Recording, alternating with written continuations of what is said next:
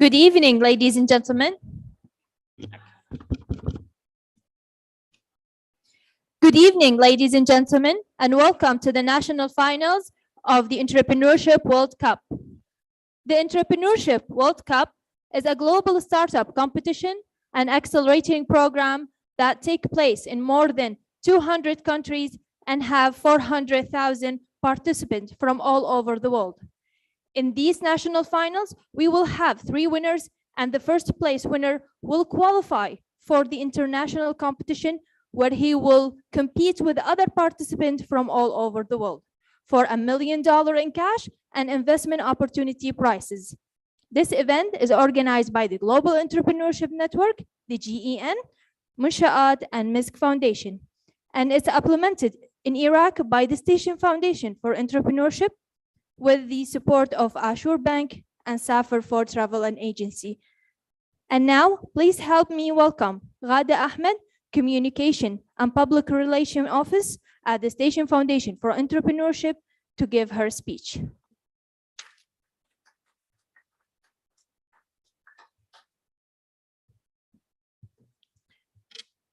Good afternoon, everyone, and welcome to Entrepreneurship World Cup National Competition. The station has always been keen of being the first destination for entrepreneurs and innovators from all over the community, and also for being the biggest youth hub, a place where we can receive all ideas, all people who advocate for solutions, and also people who advocate for entrepreneurship. For all of these, this gave us the motive to perform our best, to spread entrepreneurship, not just through one city, but through many cities, and also to be acknowledged through all the country. And last March, and on this year, we were invited to the Global Entrepreneurship Congress, which is the biggest gathering that was held in Riyadh in Saudi Arabia, the biggest gathering of entrepreneurs, investors, and also for policymakers. During this event, we received the Compass Award for the Ecosystem Champion Award.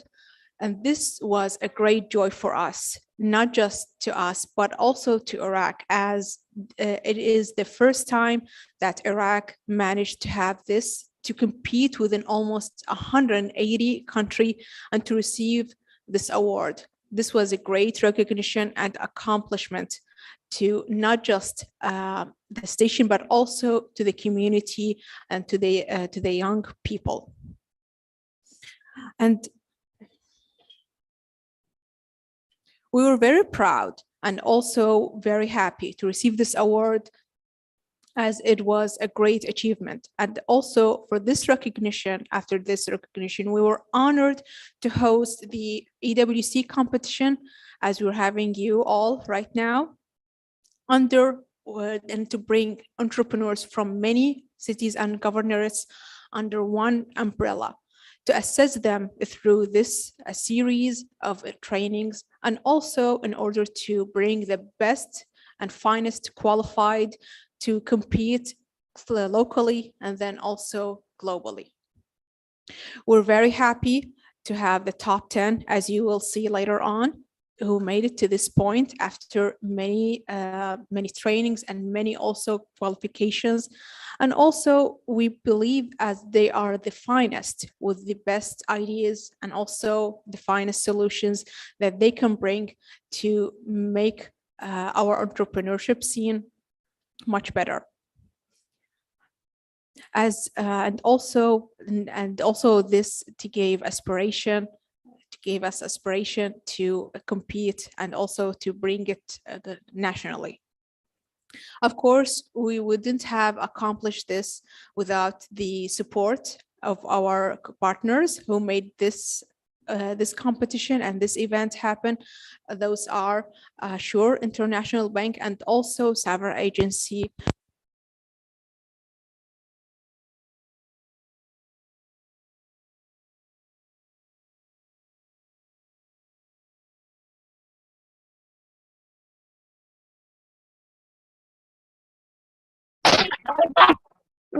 Let's wish the best of luck to the purple entrepreneurs and the upcoming journey of the competition won't never stand, but will push them forward.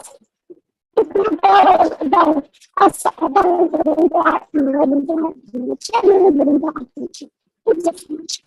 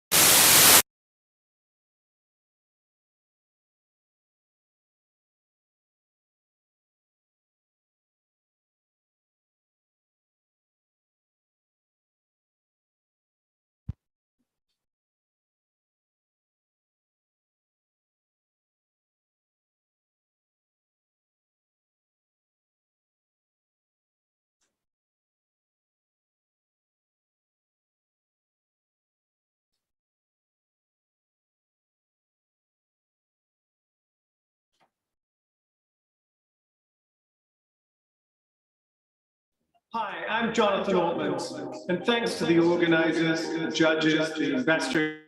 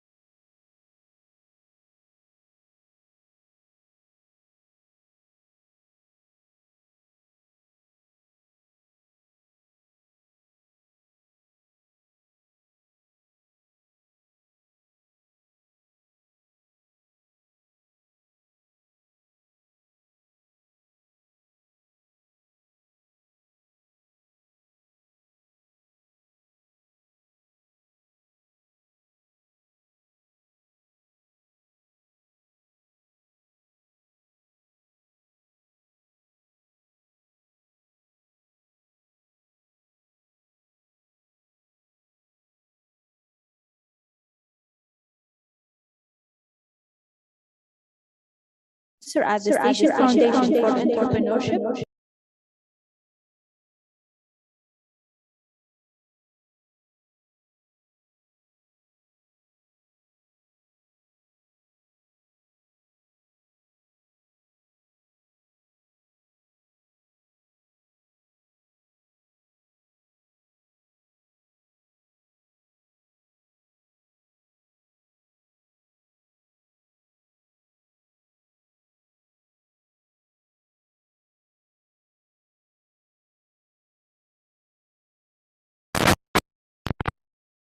The EEC.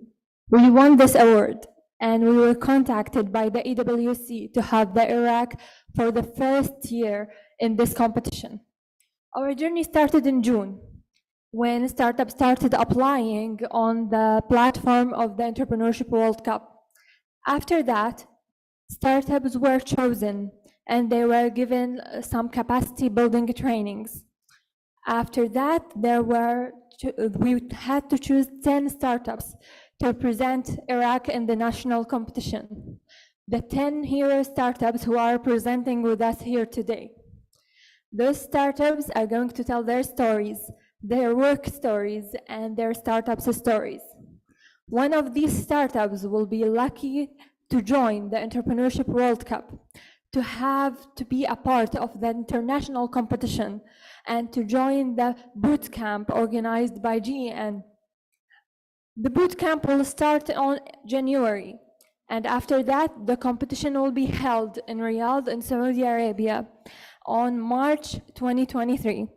Good luck, everyone, and we are honored to be here with our sponsors, with our judges, and with our startup heroes to be here participating and making Iraq picture and showing it to the world. Thank you, everyone.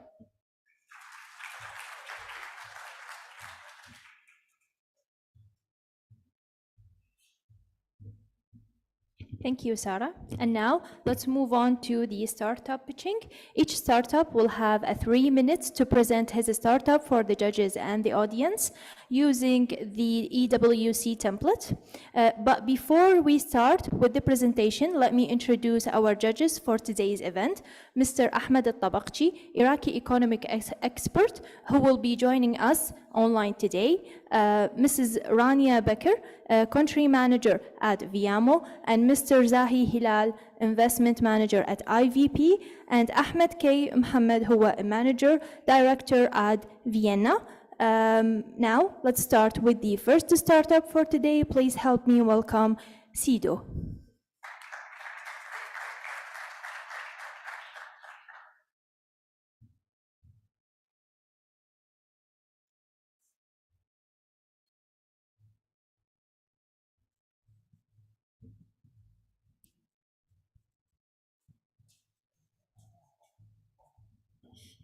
Hello, good evening.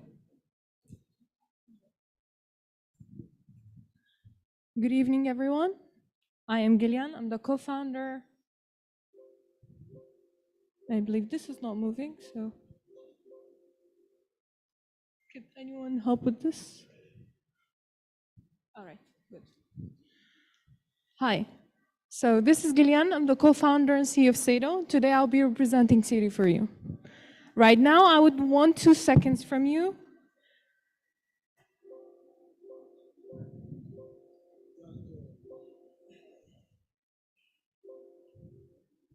That is, all right. Imagine right now with me that you go to your next door shop and always find the specific brand of yours of a product available on the shelves. If, however, that doesn't work, imagine where to know next and knowing that to find that specific product of yours. That's what we do with Sado. Sado is a B2B marketplace that connects buyers and sellers of consumable products. Buyers, we mean by organizations, retailers, markets, companies in general, and by sellers,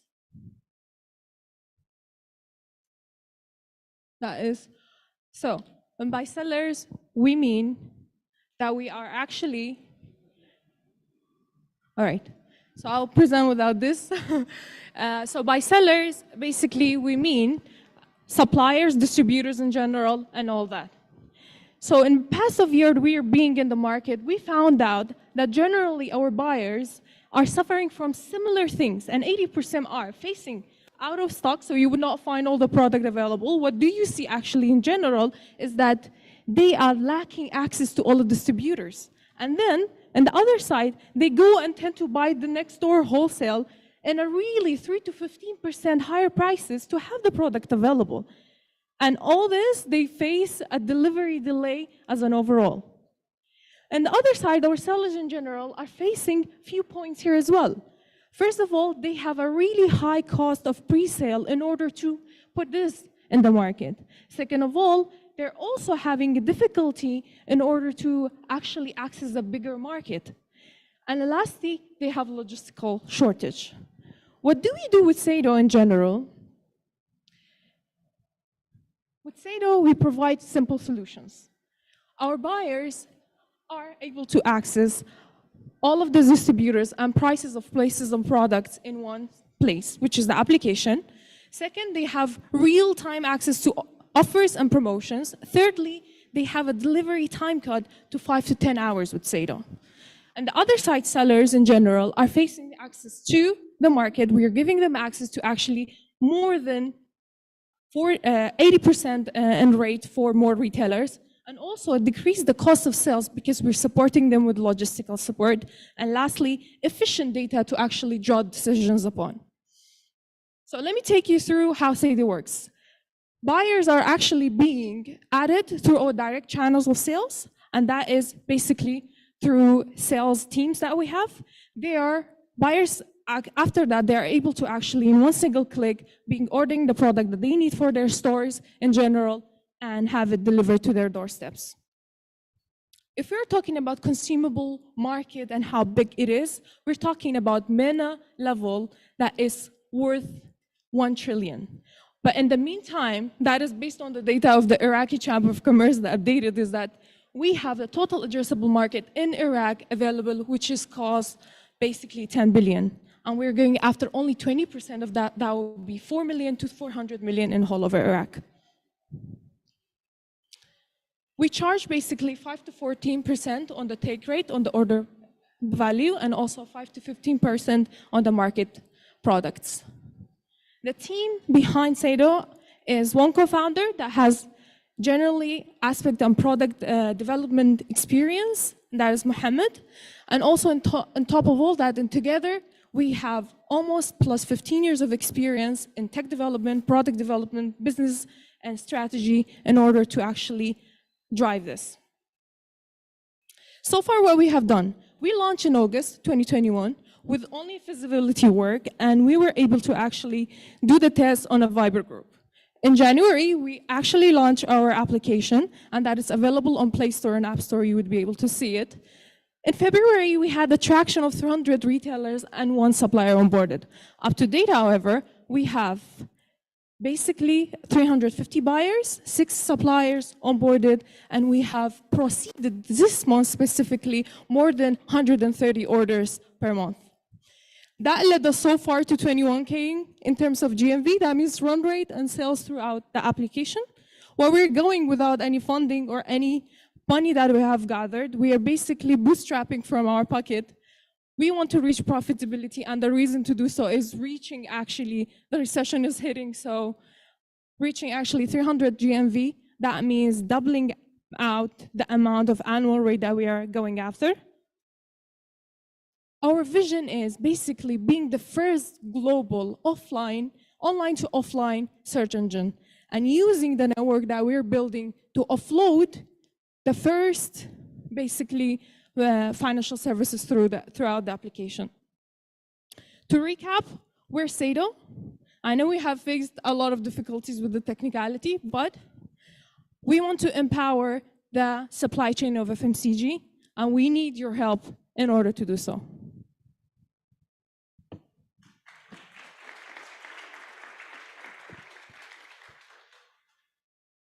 I don't know if we're having questions or someone else is going after. Hello.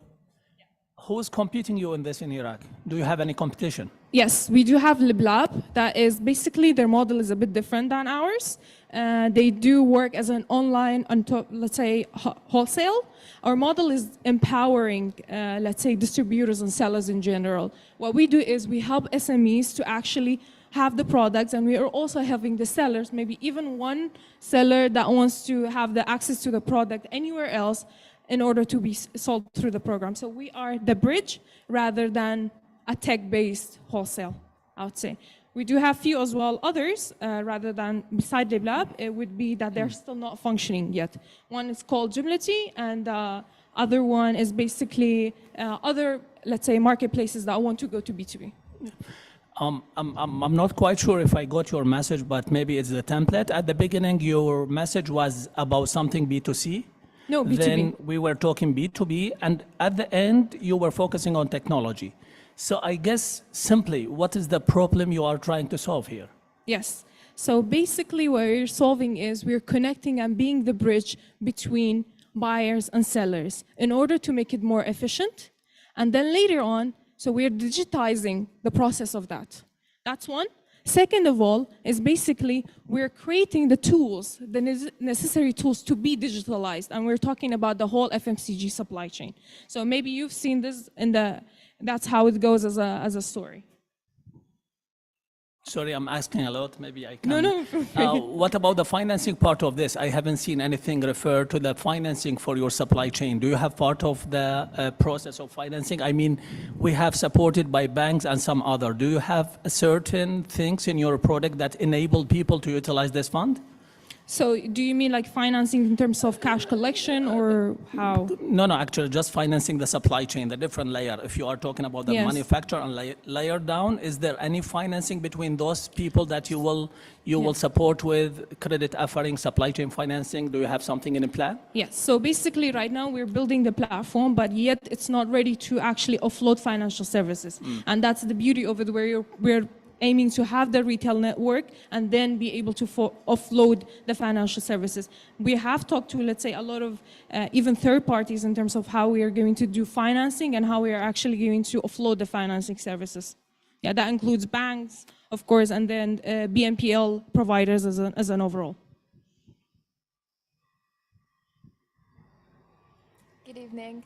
Hi. How are you, Gillian? Thank you. It's always a tough task to be the first one to present, so I salute you for that. You did a great job in tackling technicality issues as well, so kudos on that. I do have some remarks in terms of numbers that you have mentioned, because I felt like you kind of skip through the numbers, and if you are going to proceed in this competition, the numbers are crucial and maybe the most important parts that we are talking about. So you said that you took 4 to 15% percentage from the suppliers, right? Yes, that's true. And 5 to 15 from the buyers. That is on a specific categories. We do have, let's say, markups on products, yes. All right.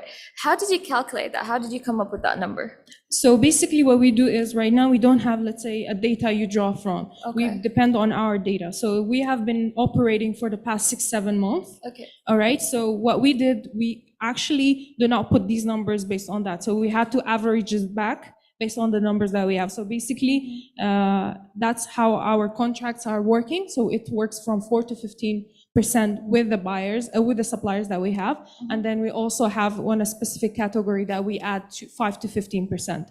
And that's as averaged in general. Mm-hmm. Have you done a market study per se for the prices? So for example, I know a lot of sellers that have, buyers in your case, because you're B2B, supermarkets like small shops that have needs for certain products, but they cannot afford to pay you 15% for that matter. They can simply go and do it themselves and do it by probably 25,000, which is the rate of a car that's commuting one thing to another. So how are you implementing your value proposition on this? What kind of facilitation are you giving and explanations that you're giving in terms of getting that 4 to 15%? Yeah, so to be more exact, for let's say 5 to 15% is for specific categories. So by the way, in SADO, we did not activate all of the categories. So we don't go randomly, but you based it on research. And one of the main categories that is actually active right now, full force worked on, is grocery generally and fresh produce. First of all, the reasons where actually the suppliers, they don't have specific suppliers, so they go to Alwa and then each one goes by it, and there's a whole percentage, which is 6% that they added in order for the product to be out. So it's actually defined based on that. While we're telling them, okay, we're bringing the product, you don't need to go and send your own chauffeur and also one person to pay for, which costs like at least minimum, you're giving them 1 million IQD.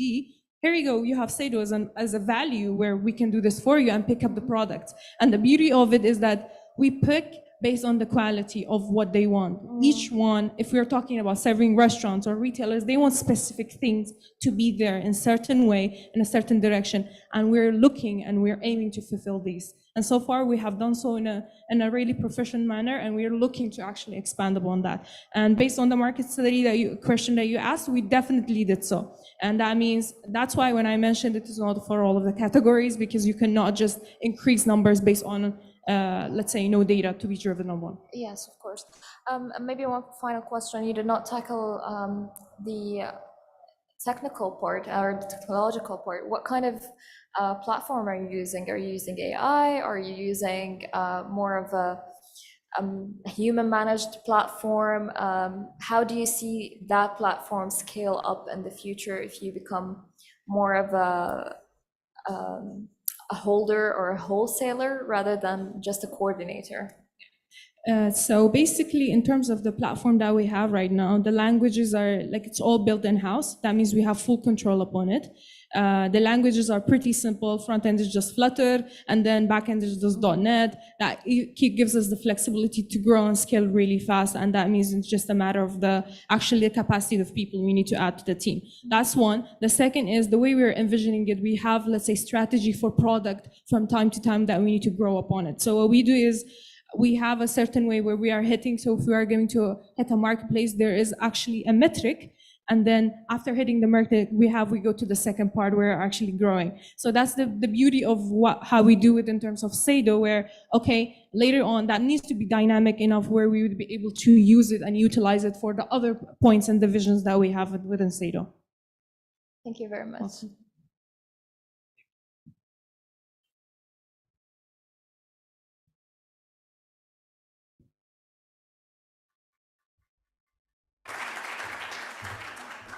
Thank you, Gillian.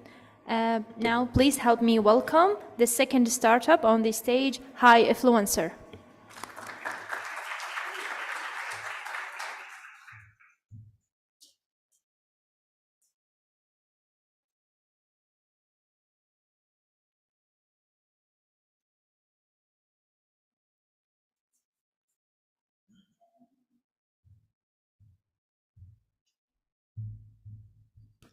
So sorry for that. Mr. Ahmed have some questions for SADO. So if you please come again on the stage and answer the questions.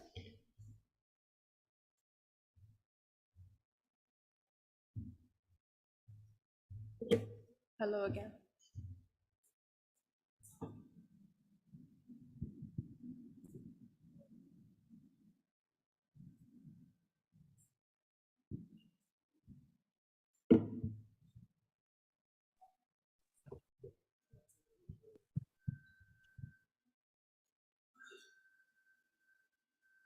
Am I clear? Can you hear me? I can hear you. I don't know if Mr. Ahmed, you can hear me. I can hear you, actually. Apologies. It's quite hard doing it from from London. I'm currently traveling, so I miss the what everybody else gets to see, the real picture, and it's not so clear on video. First of all, well done on tackling, I think, a crucial issue. We do have, I think, a basic problem, both on a consumer level. Doesn't really apply to you right now, but it also applies to consumer as well as the business level, that is actually not knowing when to order, when to get, and so forth. First of all, I've got a comment and then a couple of questions. The first comment basically is you mentioned something about MENA. I personally would not look at MENA yet. Iraq is such a large market right now. And I'm guessing that you are basically in Baghdad. Are you outside Baghdad? How are you going to expand across the country? I mean, forget MENA right now because it's different dynamics. And I know people want to make a lovely story about Iraq and expansion to MENA and so forth. I think if we just expand within Iraq, we'll do quite well on that. So where are you geographically, and how are you expanding to other cities, and how are you tackling the different dynamics of each city and each area in the country? Yeah, thanks a lot, Mr. Ahmed, for the great question. I mean, we are based in Erbil, and also we are looking to expand in once we actually have hit a target where we have a scalable operational model and also a scalable product level. And that's what we're thinking of. Let's say, okay, it requires and takes enough retailers or buyers in general on board, and also suppliers in that case. So for the question of MENA, that is definitely as a researcher worldwide. But our strategy is basically once we hit, let's say, a scalable model, and by that means is basically it's repetitive among the cities based on the dynamics, then there will be a scalability and also expansion to other countries in general. So basically you're going to expand within Erbil, KRI, and then gradually city by city. To be honest, KRI, it's Erbil, and then once the second target is Baghdad.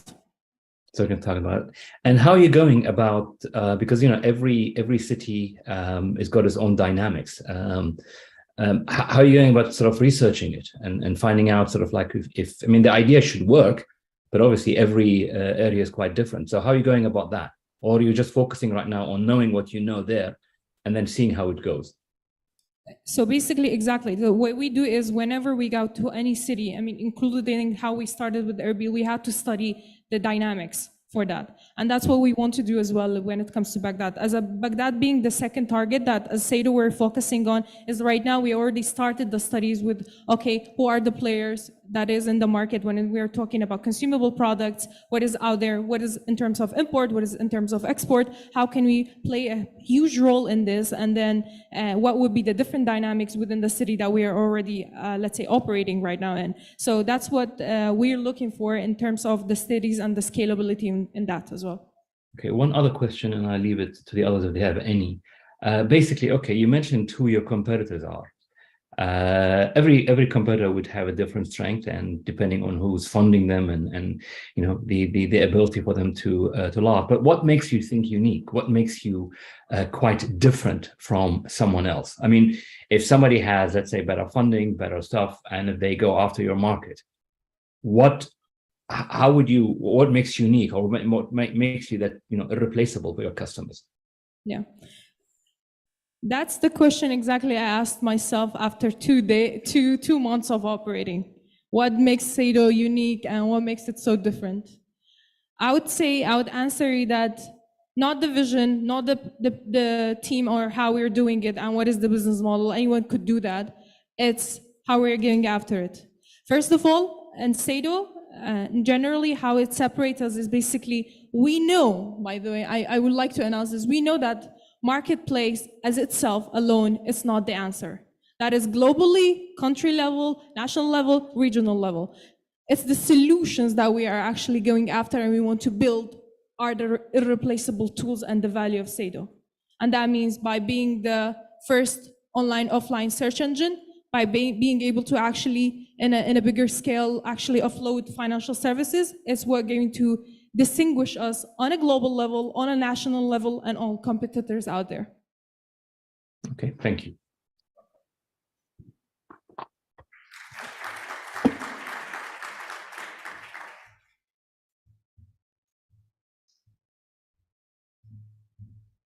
Thank you, Glenn, again. And now, please help me welcome Mohammed from High Influencer on the stage.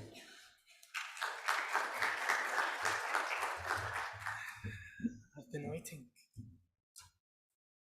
Hello, test. شو اشتغل؟ Okay, I've been waiting.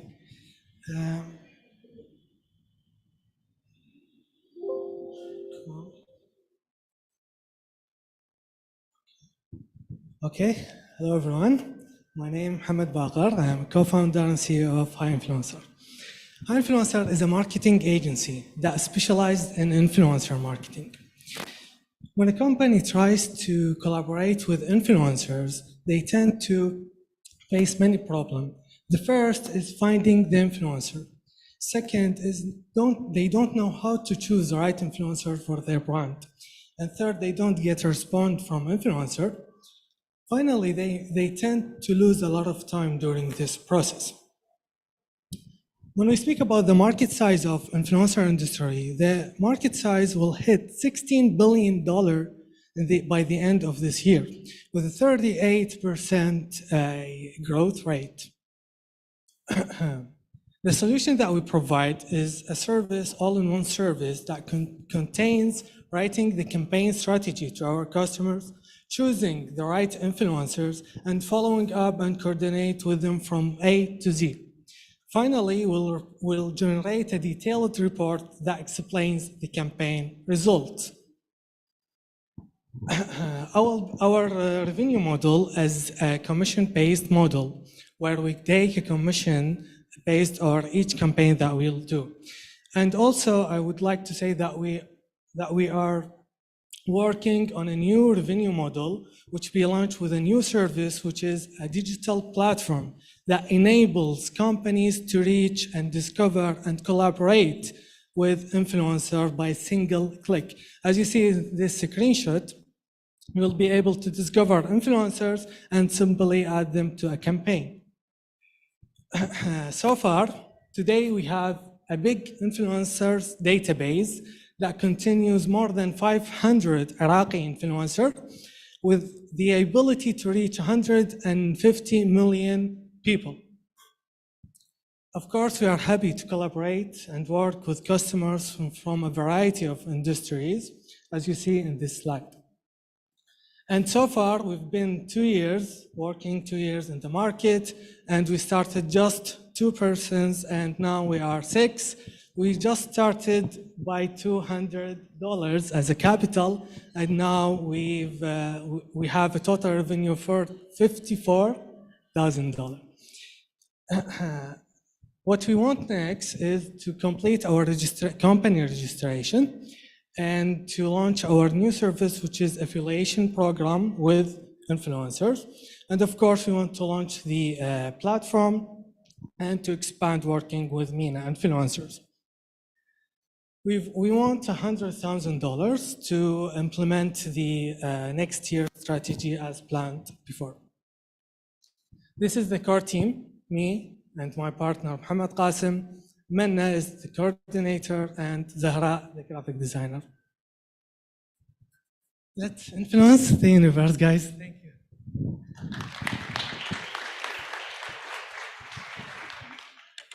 Questions time. I will start. Thank you for the amazing pitch.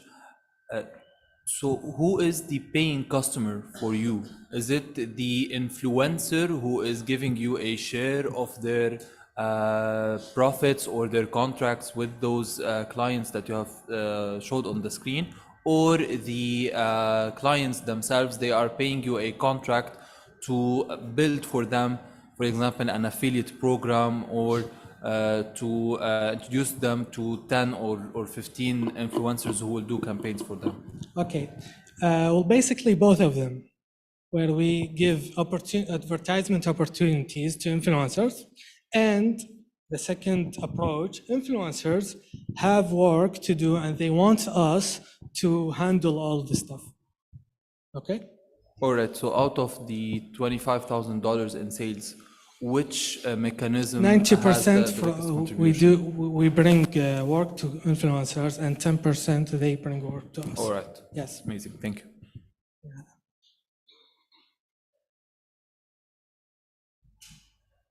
Hello, hi, how are you? Hi. Good job on the presentation. My main question is that what makes you different than the major marketing agencies right now tackling Iraq and tackling Baghdad in specific in central Iraq, working with a network of at least, I would say, 100 influencers, but 100 major influencers with 2 million plus. So what sets you different? What makes you able to float and compete with those companies? Okay, this question have two answers. The first is from the client perspective, and the second from the influencer perspective. So from the client, we do provide micro-influencers campaign and nano-influencers campaigns, which most of the competitors here don't focus on this part. From the influencer part, we do handle the work with them in a way that more flexible than our competitors. So they tend to work with us more than the others.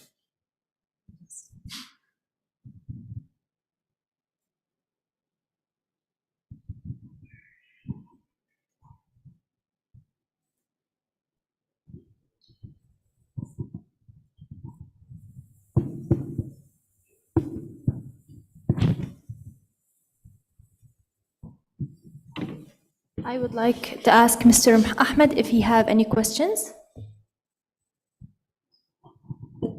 Thank you again. Challenges of actually online judging, quite interesting. Anyways, thanks again for the presentation. You mentioned that you went from starting $100 into what, $54,000 in a couple of years' time.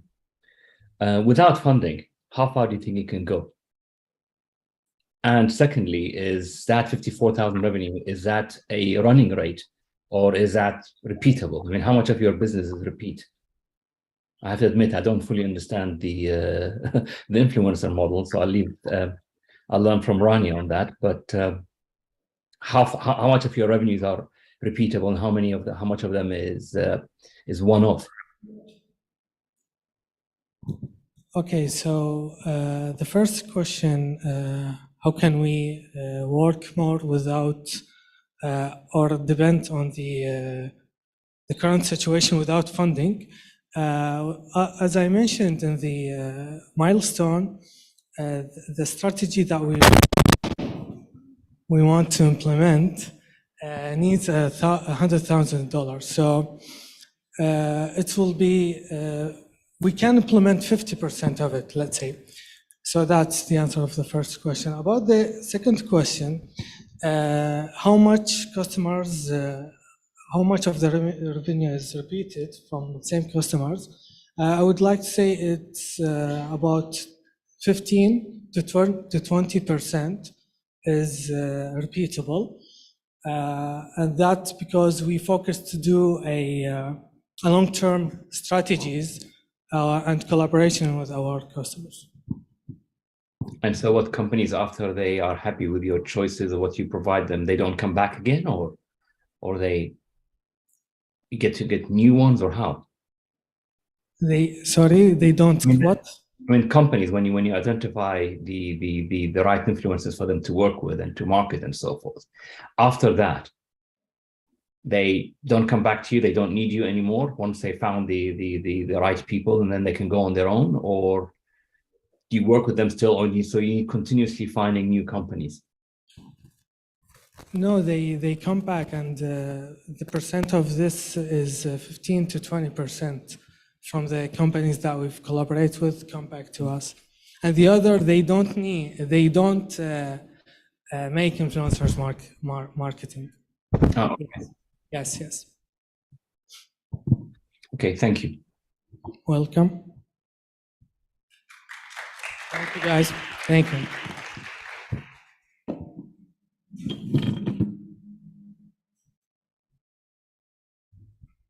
Thank you, Mohammed. Now, please help me welcome EcoLife on the stage.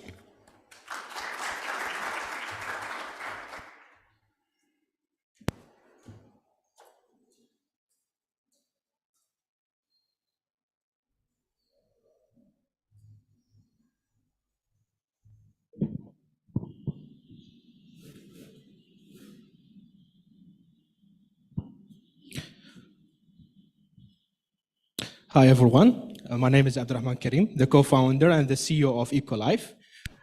We are creating eco-friendly lifestyles. Today, if we want to buy some products, just go to the store and buy it, or buy it online. But here is the problem. Too many of the stuff that we are buying today is not built with any concern about the future, even though they contain chemicals and also packed in glasses. Our landfills are growing while our resources are disappearing. It's a waste problem, and it is not sustainable for us and for the future. And for this problem, there is $35 billion a market in the worldwide, and in Iraq there is $1 billion for this problem, and in Baghdad alone there is $97 million for this. I will talk about the solution. What we are making, we are develop, and provide eco-friendly lifestyles products made from renewable raw materials and also don't contain any chemicals or plastic, and also developed locally with Iraqi hands. It's available online and offline on our website, and we are combining between sustainable living and lifestyles to create eco-friendly lifestyle.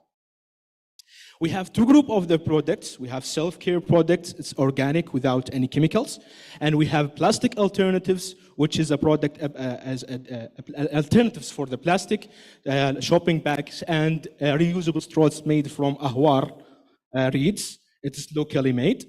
And also we have eco-friendly packaging solutions. We have packaging papers that you, as shown here, can be replanted after you run out of using it. And also we have biodegradable boxes. It's also made from the reed of the ahwar, and it's biodegrade in the nature within 3 days. We have two revenue models. We have business to customers, where we are selling our products, and also selling in bulk and gift supply for business to business. We have beauty centers and also many organizations that we are dealing with the business to business. We are selling in large quantities. We don't have direct competitors to our work, but we have indirect competitors. We are different from them. We have eco-friendly packaging. We have refilling services for our products. When you run out, you can refill your products, and we will give you a 10% discount.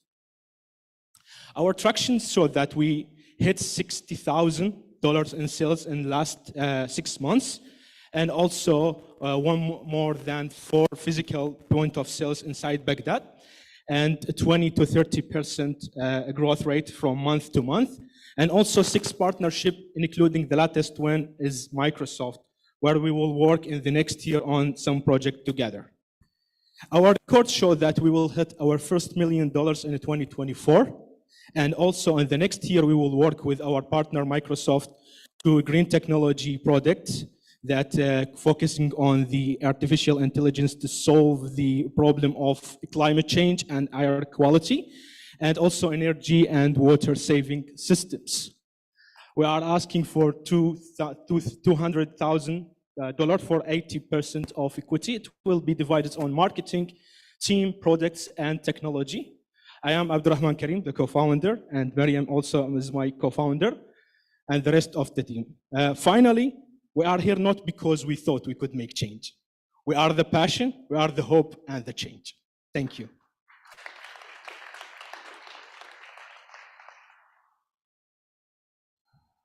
Very nice presentation. Thank you. I guess you have to have something in you. This is, for me, it's something really worth trying. What might be your prices compared to the competition? We have in the middle between the high prices and the low prices. We are in the middle.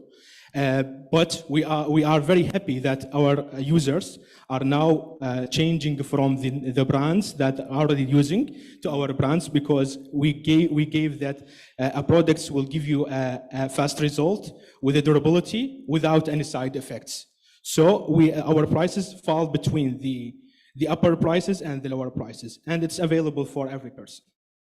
What about your margin? What is your EBITDA margin, net profit margin? 43. EBITDA margin? It's the net. The net? Yes. Okay. Nice. Thank you. Thank you.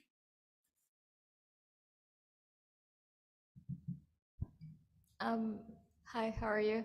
Lovely presentation. I really enjoyed, and it was quite inspiring and interactive when you gave us the cards. So kudos on that. Maybe my one remark is that the cards needs a bit more work in terms of design because you can physically touch It's just the seeds. this is the sample. This is a sample. I thought that was like just the a sample. Oh, okay, okay. We will release the final products in the end of this month. I'm looking forward to it. I'm just really puzzled about your the numbers that you have shared. Yes. Can you go back to the slide when you were talking about finance? Yes. Here or The one after. yes. The one after. Yes. Yeah. No. It's after that. When you were asking for $200,000 for Yes. 18% equity. So I'm not a math whiz, but looking at the numbers, I would say that you are valuing your company at almost $1 million. It's not the ask at our stage now. Thank you. It's not the ask at this stage. In the next year, we will develop a new products with our partners. Our company will grow in the valuation, and at the time we can ask for this. At this stage, no. So so this is a competition and you're asking for a significant amount of money for 18% of a company. Yes. That's making, can you go back to the revenue part? That's making $60,000. I don't think this is a very compelling ask. This is the previous 6 months. Previous 6 months. Okay, Yes. so in a year you will make 120. Yes. And out of this 120, you will only give 18%, or the shareholder will hold Yes. 18% of that revenue. Okay. I don't think that's a very compelling story in terms of finance, because I don't think the story of the project is absolutely lovely. The mission that you're after is amazing. We all need action in terms of climate change, and we all need projects that works on that. I just think that you need more maturity in terms of asking for finance, because Yes. if you're going for global competition, we're trying to prepare you for global competition, people will ask about finance and numbers more than you can ever think of. So I think you would need to sit down again with your lovely team that we have seen and look again at the numbers that you have asked for, and maybe lower it down a bit, because your company's value is not only in revenue, your company's value is in the people. You only have 4, is in the facilities. You only have 4 physical POS. Point of sales, one of them in this Yes, station. exactly. Yes. Yes, exactly. So you have little points of sale, but you're asking for $200,000, which is something that a medium-sized company would ask for, a company with headquarters, structures, employees, and so many other things. So I just need that. I need a promise from you that you will rethink the amount of money that you're asking for. Is that We are okay? here to change. Okay, that's great. Okay, I promise. Okay, good luck with that. Okay. Thank you. Mr. Ahmed, do you have any other question? Yeah, I have a few. First of all, thank you for the presentation. I think it's a wonderful idea. The ideas you're offering is quite wonderful, but all the products that you have, where do you manufacture them? How are they made? Where are they made? It's actually, thank you for joining the session first. The products we are making now in Baghdad and also outside Baghdad in Diyala, whereas the locals, and also in the Nasriya and the Ahwar, there is for the reeds and reusable straws. But the central production is in Baghdad. Okay, and the technology behind it, how much of it is yours? How much of it is not yours? Sorry, I didn't get the question. Okay, let me rephrase the question. Nothing with technology. How are you going to cope with scale? I mean, you mentioned that by 2024 you want to go to, you're projecting $1 million. Presumably, you'll get the 200,000. You need that there, but you're talking a huge scale in manufacturing to get there. How much is scale right now? How much you can make? See what I mean? So I'm trying to find out is, you have an operations base. It's a physical business. There's actually real manufacturing. of products, and you need to manufacture them, you need to transport them, you need to source the raw materials, all the stuff that goes with it. I'm just curious and see, I'm neither positive nor negative. I love the idea, but I'm trying to find out how you're going to grow from there. Yes. And there's subsequent questions on that. Okay. The scaling phase in the next year, we will scale our operations, and also we will expand our production lines inside Baghdad and outside Baghdad. In order, we have a mission also to expand to business, to open on the large scale distribution. This will help us scaling our revenue and also scaling our team. But how are you going to scale? I mean, what do you need to scale? I mean, are you buying equipment made in Iraq? Are you buying equipment made outside? How much all these cost? I mean, you don't have to give them to me, but I'm saying within your growth plan, there's got to be an idea. The word scale is not enough. What do you mean by scaling and growing that big? Because I think the idea is wonderful. The tough part will be the execution, the critical part of execution, the sourcing, all the stuff that goes with it. First of all, the raw materials that we are using in our production is from Iraqi environments. This is one thing. The second one, all the machinery that we are using in the production are made by our team, and we are the designer of the machine, and also we are the producer of this machine. So we don't need to bring any other machines from outside. What we need to scale is some cash and space in order to expand our operations. We don't have any issues with supply chain and the production. At current level of production, right? I mean, you're not talking about when you have $1 million of sales. I mean, or am I missing something? Sorry? You're talking that you can cope with the current level of production, right? The current level of production, what you're making. Yeah? When you have $1 million in sales, do you want me to go in Arabic? No, I didn't hear it very well. Okay. What I mean is that right now you're saying that the machines are made, the machines are made by yourself. Yeah, the machines are made by yourself. You're sourcing the materials from current sources in Iraq and Diyala, and you said, and there. When you get to $1 million, do you have enough materials to scale to produce $1 million? And does your equipment can handle for $1 million? If not, how are you going to get there? At the current stage, I am very confident to say that we can reach the half number of this target. And if we want to hit the full target, we want to expand our production line. Just expand the amount that we can produce, not the sourcing. We don't have any problem with the sourcing. Okay. And how are you going to cope with international, let's say, you said your prices are in the middle, right? Between low end and high end. About the international. Like, somebody like the idea is that they can be imported, right? As everything else we import. How are you going to cope against that? That's competition. You mean that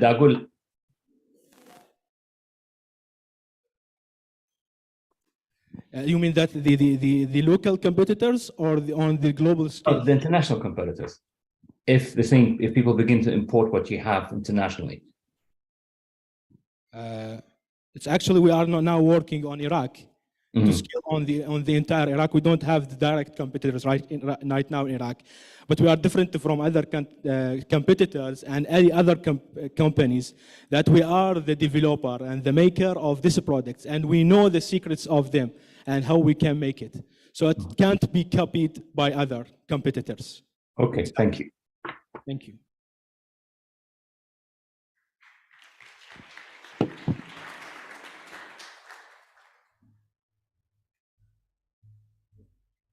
Thank you, Abdulrahman. Now, please help me welcome Wasla on the stage.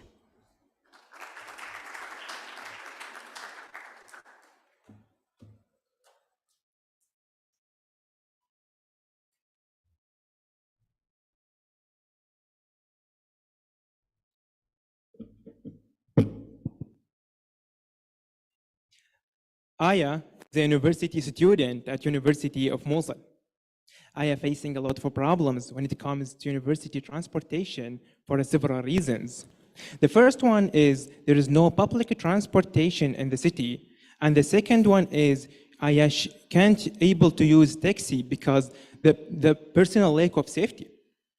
Aya goes to use something like ride-sharing transportation, but with monthly subscription that we call it in Mosul اشتراك or khat. But the khat has a lot of problem too. Something like that it's unreliable, uncomfortable, and it has a lack of safety. Not only Aya faces this problem, but in Mosul there are more than 40,000 female university students facing the same problems. Hi, I am Omar Sinan, and today I will show you the solution for these problems, Wasla to you. Wasla established 1 year ago and provide a ride-sharing transportation for university students. And after 1 year of testing with 50 students, we proved that we provide a reliability and safety and comfortability in our service. University students in all Iraq, I speak about female university students, spend more than 180 billion IQD only for university transportation. We aiming to get more than $6.8 Iraqi billion in the market share in the next 3 years. And we are knowing that the number of university students growing year by year 7%. Our business model is to sell a monthly subscription. Our prices lays between 60 to 80,000 IQD, and our profit per every subscription is 10,000 Iraqi dinar. Our goal to reach 15,000 monthly subscribers in the next 3 years would generate to us more than 1 billion Iraqi dinar per year. Starting from 1,000 subscriber in the first year, this year, and going through in the next year to the 6,000 to the 15,000 subscriber by 2025.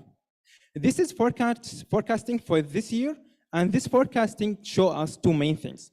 The first one is we will reach the break-even point by the end of this year, and the second one is we will recover the capital at the second quarter of 2023. We are planning to include the educational institutes and private school to our service and to expand to other Iraqi governments like Kirkuk, Salah ad-Din, and go on. After the successful testing year with the University of Mosul, this year we are include the new university, An-Noor University College, which has more than 6,000 students. Our competitors are the individual drivers and the student parents. And as you see here, we are gathering all the features that students need in one place. These are some pictures of our application that will be launched soon. And this application make the following up with the students and the driver easier. And this application use the algorithms and AI and using the Google APIs to make the experience better for students and drivers. Let me show you some statistics from our testing years. The retention rate was more than 90%, and we are providing more than 3,000 rides for our university, for the 50 university students that we serve. And this was their reviews. They shows how we solved their previous problems. Last 3 weeks ago, we opened the capital registration form. And until now, there is more than 1,200 capital registered in our platform. While I am presenting here, our team in Mosul doing the filtration and interviews with captains to choose the best 101 of them for the first cohort. And about the students, in less than 48 hours ago, we opened the student registration form, and until now, there is 100 students registered in our platform. Our journey started with YenHub at 2021 last year. It started as an idea and going to TechWin Accelerator to accelerate our startup and to FIFA Labs to develop our experience. We have already a primary agreement with Korak Telecom to provide an internet to our students in the cars. And recently we joined a competition. And we won the two competitions in the second place and the third place. And we are aiming to win the first place today. This is our team. This team who did every great work behind all Wasla. this team is starting from Omar and Yasser and Mustafa, and this team has experience in the entrepreneurship and experience in the transportation sector and the technology. And we started our team with only three people, and now we are more than 5 people doing all the work behind Wasla. And let me ask you a question. All these numbers that I mentioned, that's only in Mosul. What do you think if Wasla was in every city in Mosul? What do you think if Wasla was in every city in Iraq? Thank you.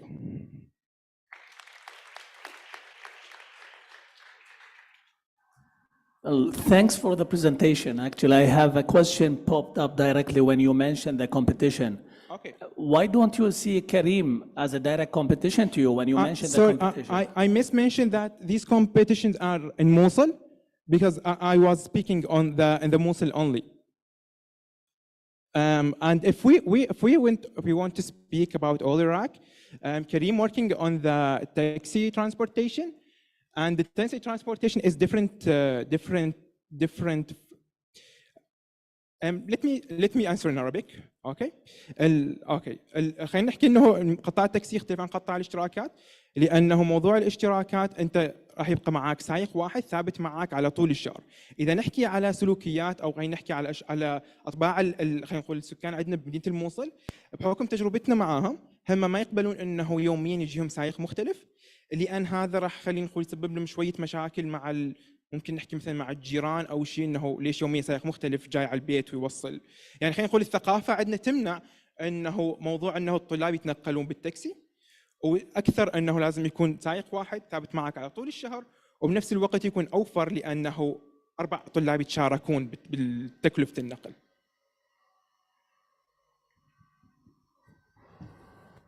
So again, I'll ask you the question that you have posed. So why you didn't imagine already Wasla being operational across all the Iraqi cities? You have the competitive landscape for Mosul. You have some of your numbers for Mosul. So this is the first question. The second question is, what would be your major challenge if you have received an exponential growth in your services for this year? Because you have showed us the numbers of last year, and giving the penetration that you have in the cities in Mosul, you're expected, if the service was good, to have a quick networking effect, and you'll have an avalanche of female students wanting to use the services of Wasla. So what would be your biggest challenge to scale your operation very quickly for this academic year in Mosul? Okay, I showed the forecasting for this year. This year I was the next year.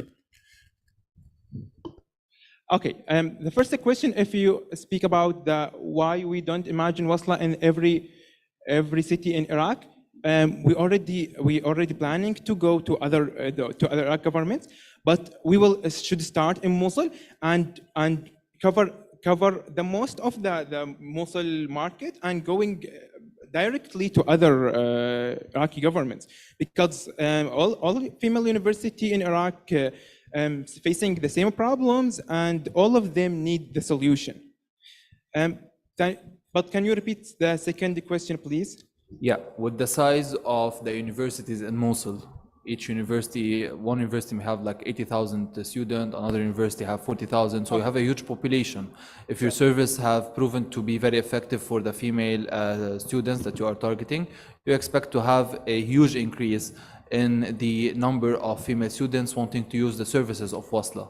So what would be your challenges in servicing this huge increase that will happen in a short period of time if you were able to provide proper service and there's a product market fit for your services? Maybe the main challenge is to manage drivers, because managing drivers is something like you have a company with thousands of employees, but we have if we cover most of the Iraq, the Mosul market size, we have a company with 1,000 of drivers that we have to manage So the main challenges is how to manage these captains. We are now building a systems to manage every details in the work, to make that to go to the automational and to make the work easier. And if we reach the best solution for these challenges, there is no challenges to cover all the Mosul market. Hi, Amar. Hello. So we meet again. I think that you have developed a lot since the last competition that I've seen you in, which is a great way and a representation of the development of your app and your project. I think that your app should be a good role model for other entrepreneurs in Iraq, as it is clean, simple, easy, attainable. It is a product that doesn't need a lot of complication. We don't need startups like Facebook and Google all the time. We need startups like this that tackles a specific problem and a specific gap in the market, and just do it and go on and be operational about it. So I salute you and your team for that. I just wanted to ask a question about the payments method. So if you're expecting 1.5 billion Iraqi dinars in revenue per month, is that going to be in cash? And how are you going to manage this kind of payment?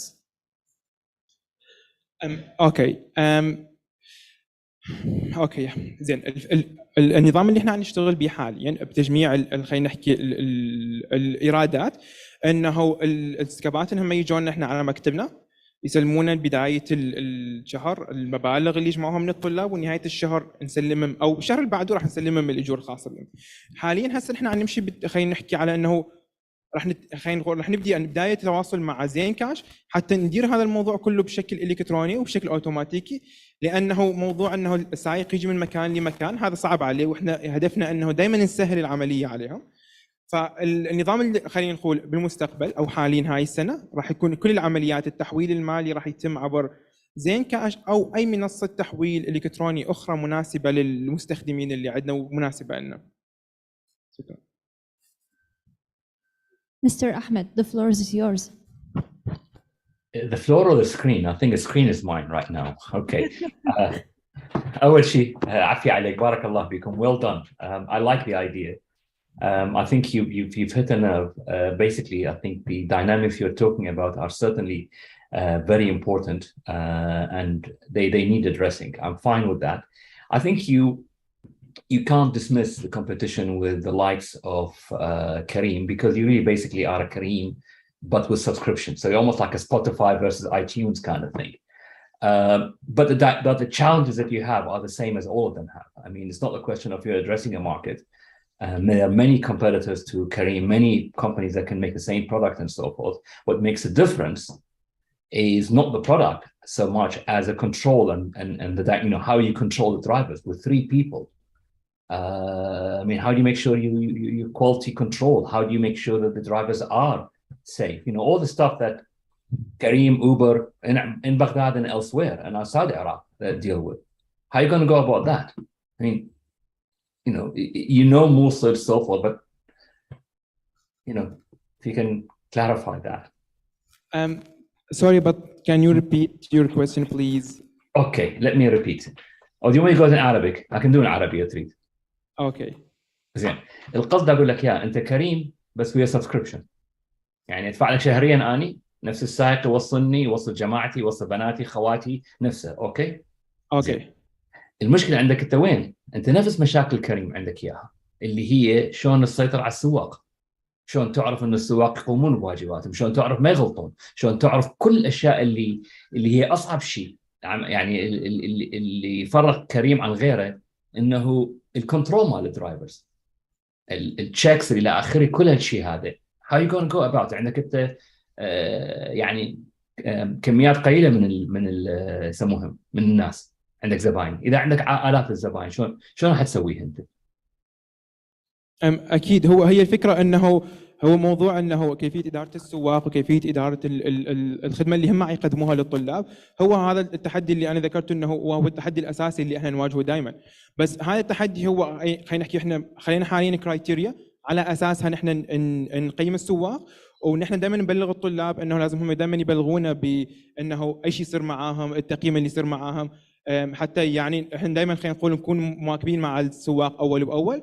وقبل هذا كله نحن نقابل الكباتن فيس تو فيس، واحد بيهم، نشوفه هو نفسه كشخصيته، نشوف طريقه تعامله، نشوف سيارته. ممكن صح فتره قليله ما كلش تبين لنا، بس تنطينا كنبذه اوليه عن الموضوع عن السائق. بعدين تقييم الطلاب والكرايتيريا اللي احنا مخليها والسيستم اللي نخلينا هو اللي راح يقيم، يعني كل كابتن هو اللي راح يحدد هذا الكابتن اذا راح يبقى او ما راح يبقى. وعلى هالاساس نحن راح نوسع الموضوع هذا ونعمل له نعمل له دوبليكيت حتى نغطي كل السواق اللي عندنا. اوكي خوش، نكون جاوبت سؤالك. زين هسه انت بس انتم 3 اشخاص هسه، زين بعد الفكره راح تنمو، تريد اكبر تصير، توصل الاف البنات اللي يحتاجون بالموصل، ان شاء الله توسعون اكثر. معناته انه احدى التشالنجز عندكم اياها حتكون الاساسيه انه شلون حتكبرون انتم من غير ما كلفتكم تاكل الربني اللي عندكم اياها. وثلاثه شلون تديرون كل هالشيء هذا؟ من غير ايش؟ عندكم 3 بس، انتم 3 بالشركه صح؟ كم واحد بالشركه؟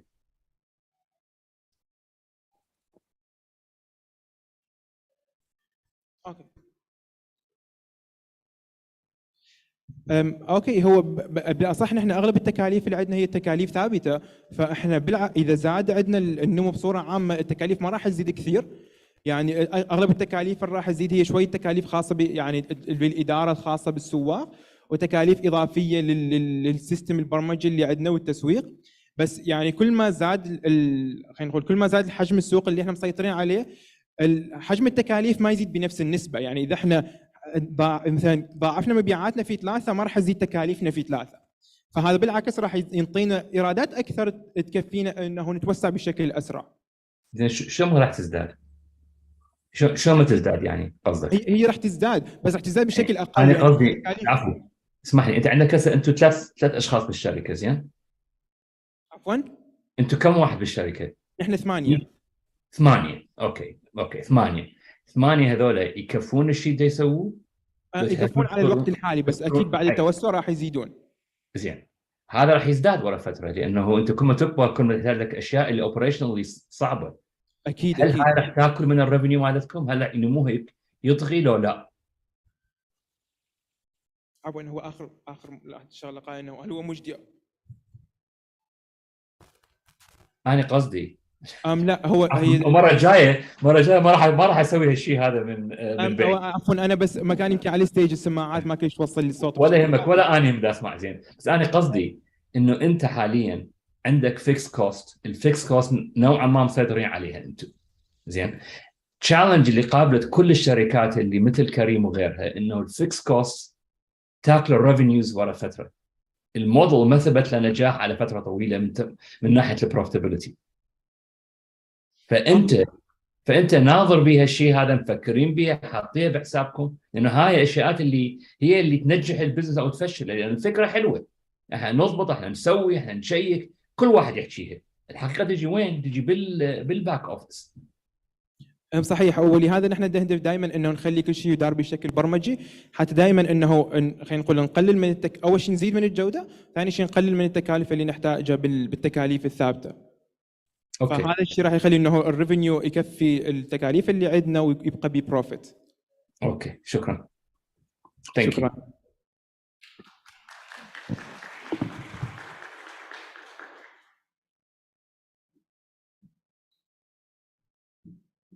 Thank you, Omar. And now, please help me welcome Aduba on the stage.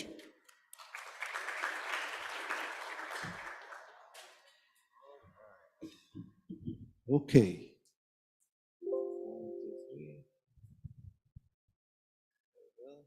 All right. So, hi everyone. My name is Azad Hassan. Many of you, I believe, they know me. I'm the founder and CEO of EWC or Udaba. It depends on how do you pronounce it. Okay. So what is EWC? EDUA is a net technology super app for everyone in the educational ecosystem stakeholders. For starting from the kindergarten, preschools, all the way to the K-12, including administrators, students, educators, trainers, owners, and the parents to maintain the track of the institution's relevant process. The idea was scratching our mind as a founder and the co-founder in 2018. We were wondering why there is no local and heavy customized learning management and school management system. So in 2019, we founded EDUBA in Baghdad with a couple of co-founders with only 2 operational people as a learning and a management system. Many people, by the way, believe that this startup would be failed, and they still believe. And I'll show you how our startup didn't fail and will not fail. Okay, so the core idea of our startup was and is still as a learning and school management system. In a very simple way, is a one school that embedded in one application. In addition to that, we provide several services to the educational institution, such as human and financial resources. We also have add-on services such as the wristband, which helps students to make their attendees electronically. Now, starting this year, this academic year, we have been shifting our mission from being learning management system to enhance the overall journey in learning and education by creating and building a super app in a technology. Well, saying a super app, which means providing several services in one application for the educational ecosystem. The idea backed up by the market opportunity of Iraq. We are estimating that the Iraqi market is about $90 to $100 million, and our eyes also on the MENA market, which is estimated about $500 million. This is a glimpse of the statistic in the educational ecosystem of Iraq. We've had about 25K in educational institutions, about 10 million students, 500,000 teaching staff, with the crazy annual population growth, which is 2.2%. All right, indeed, we have competitors. However, we having kind of uniqueness in our products. The first point to mention that the heavy localized our application, and the second one is the license and the accreditation that we just got it from the Ministry of Education in Iraq, and I will shed light on it in a bit. We are operating in 3 different countries. Definitely Iraq is our main target, Turkey as well, and lastly, China.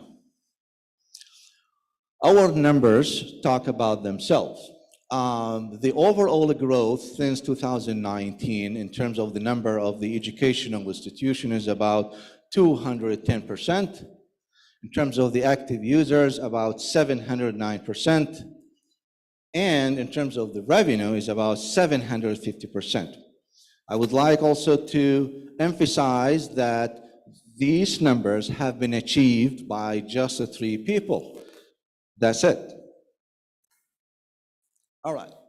We have also achieved, different milestones, such as participating in different incubators, accelerators, local, global, and regional, in addition to the backup from the wonderful advisory board.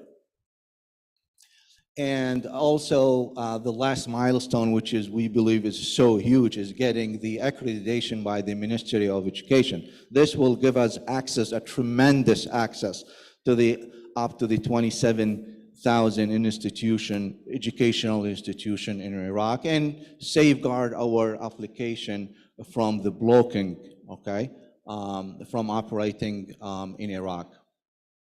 So where would we see EWC in 5 years? Number one should be or will be the first go-to super app in ed technology to bridge the real gap, the current gap of being having a lot of different application for the school in different services. So we would like to create one and a single app that have multiple services to have a comprehensive solution in one place. Specifically, we are building the e-payment service in our app. We call it Juzdan. This service will allow the student and the parents to pay the fees and make payment through our application. In addition to that, we are creating the ride hailing. However, this is specifically designed for the schools. So this feature will allow parents to track their children when they go and come from the school. In addition to that, we are creating a tool to give it to the teachers so they help them to create an interactive educational content. So imagine all these services again embedded in one single application.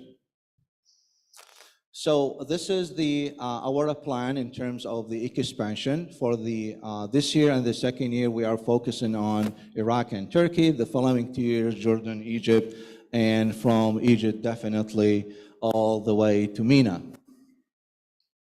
Again, to recap what I have mentioned, we are integrating several services in our application. The main point here is learning and school management embedded with the for the school, and in addition to make application affordable and applicable to learning and development programs as well. In addition to that, make the e-payment system effective in our ecosystem for the schools, teachers, students, and to be honest also, we have a plan to implement Juzdan external the ecosystem outside the school maybe in several years.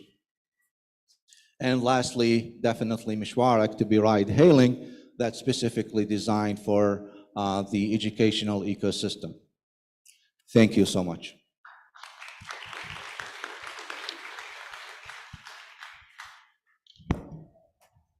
Well done, Mr. Azad. Thank you. It's absolutely wonderful to hear from you, and it seems like you're no fresher on these competition. You know what you were saying, and it was impeccable to say the least. But if you were to tell me in 2 simple sentences, if I were a layperson, just like a normal person that wants to subscribe in this app. I'm a parent or a student. Can you explain what does the app do in 2 simple sentences? It depends on whether you are parents who have kids that's sacrificed in our application. Mm-hmm. So if you're B2B, it's a different story from the B2C. If you are B2C, we'll provide you several services so you can, pay us the fees and use the services. What are these services? So Mishwarak is the one, which is, the tracking system. The second one is the interactive educational content. What does that mean? Because I don't have any so, kids. Let's say the booklets or the curriculum, the official curriculum, you can, purchase any curriculum and give it to your kids. I'm sorry, I'm not taking up too much time. Did you get it? I kind of got it, but I know that you're using the national curriculum, right? The what? The national curriculum? Yeah, the national. By the Ministry of Education. The national and some curriculum from the private school as well, which is kind of adds on the curriculum. And you're embedding it into the app? Embedded them in a very interactive way. Yep. Okay. Yeah. Thank you very much. So make the text, the video, the voice, the multimedia exams, content. in one place. Okay, that's great. Yeah. Thank you. Yeah, sure. Well, thanks, Azad. I guess it was a nice presentation. It's clear that you are in what do we call it, the penetration and the adoption phase. Turning your app into a super app, don't you think this will affect the focus that you are having today? Well, honestly, when we have decided to shift the mission, this comes from a data-driven perspective. It's not from the personal perspective. When we look to the WeChat, the Chinese, the first super app, right? The first global super app, I believe nowadays it has more than 700 services in one application. So the status quo of the ecosystem, the educational ecosystem of Iraq, and I believe even in MENA, is so segregated. So that's for us to think about how about creating this super app specifically designed for the educational ecosystem, okay? Because once you leave the school, you will still be as individual for us, as a user, right? So instead of using Kareem, for instance, or Belly, how about to use our application? We will give you the service. Instead of using the key card application for paying whatever, how about you use Just Done?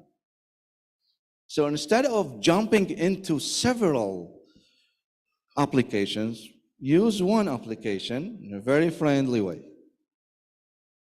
That's great from the customer point of view, but I mean, from your point of view as a startup, don't you think this will confuse the current mission statement that you are having?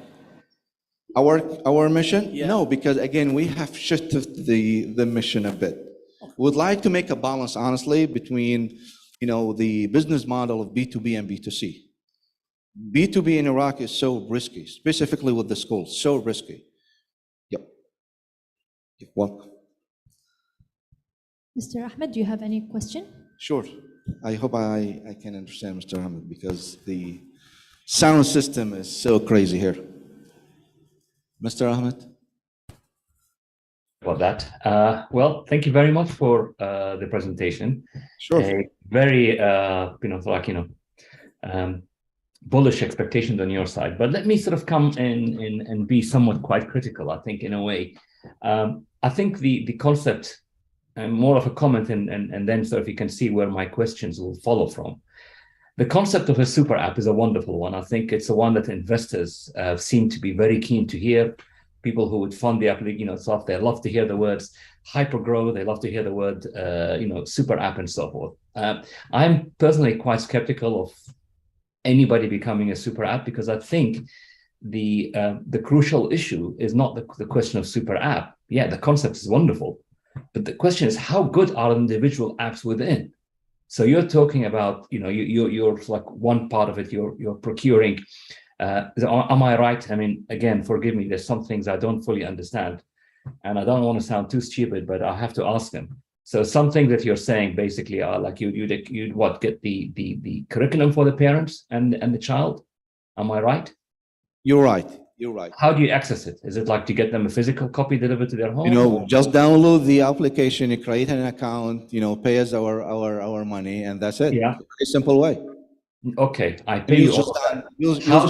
But hold on. Let's come to each one of those individually and see how good they are.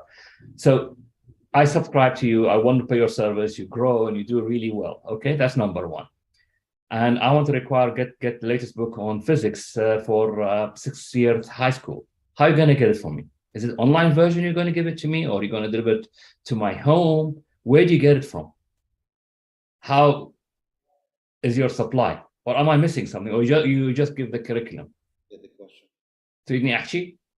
Okay, describe. There is a problem with the sound system here. So okay, how about this? Let me try slow. How do you get me the curriculum on physics for Sadis I'dadi, let's say? There is official curriculum. Yeah, but why do I pay? There's one book. There's one book, just one book. Yeah, but how do you get it for me? How do I get it? Yeah. Oh, from the Ministry of Education. And what? So you have a huge warehouse where you put all of these things in, or do you buy them 10 at a time, 1 at a time? It is an e-copy. So I got all the copies, the official copies, and they are processed in my software. So the production will be the same curriculum, but in a different way, in a very interactive way. So it's the e-copy. What about the licensing? How do you get the licensing to print PDFs by sort of, or e-versions? Are these licensed? Do you pay a license fee for those? No, I don't pay any license because I have already mentioned that EDUBA is accredited and licensed by the Ministry of Education. I understand. There is a contract between us and the Ministry of Education, so we can use their sources. So their books that they have, you can make them available online, and there is no requirement for you to pay anybody anything. It's a legal process, i.e. you're copying, you're not photocopying, you're creating digital copies with the permission of the ministry, right? Again, it's not a PDF, it's a different version of e-copy. I know, it's an e-version, it's an e-book reader, it's a Kindle reader, right? It is something that I read on my... More advanced, you can say more advanced. More advanced of Kindle. More advanced than Kindle? Yep. Okay, that's great. More the way advanced of Kindle. Okay. I'm happy to share a sample with you. I would love to see how it can be more efficient than Kindle or otherwise. By all means, I mean, if you have that, then okay. So you're saying that that app is as good as any other thing available, that individual app. The app you're talking about, Mishwar, Tawsil, the delivery. Yep. How are you going to compete? Is a tracking system. A tracking system bus, yeah. And it's what? It links with the other thing. If people use cab hailing or buses, parents can sign up and create a parents account with the driver, so they can track their children's come back forth to the school, when they come up, when they're gonna pick them up, and all and more details. So the driver of the bus or driver of the car or taxi or what? It depends, no matter what vehicle you are using. Okay. What matters is just the driver. The driver has to have, an account with you, validated by us, right? And they can use it. Very simple. The process is so simple. Okay, so they're using the same concept. Let me clear this. We have been using the same concept with B2B. What we have done, we just switch the concept, and instead of just get to the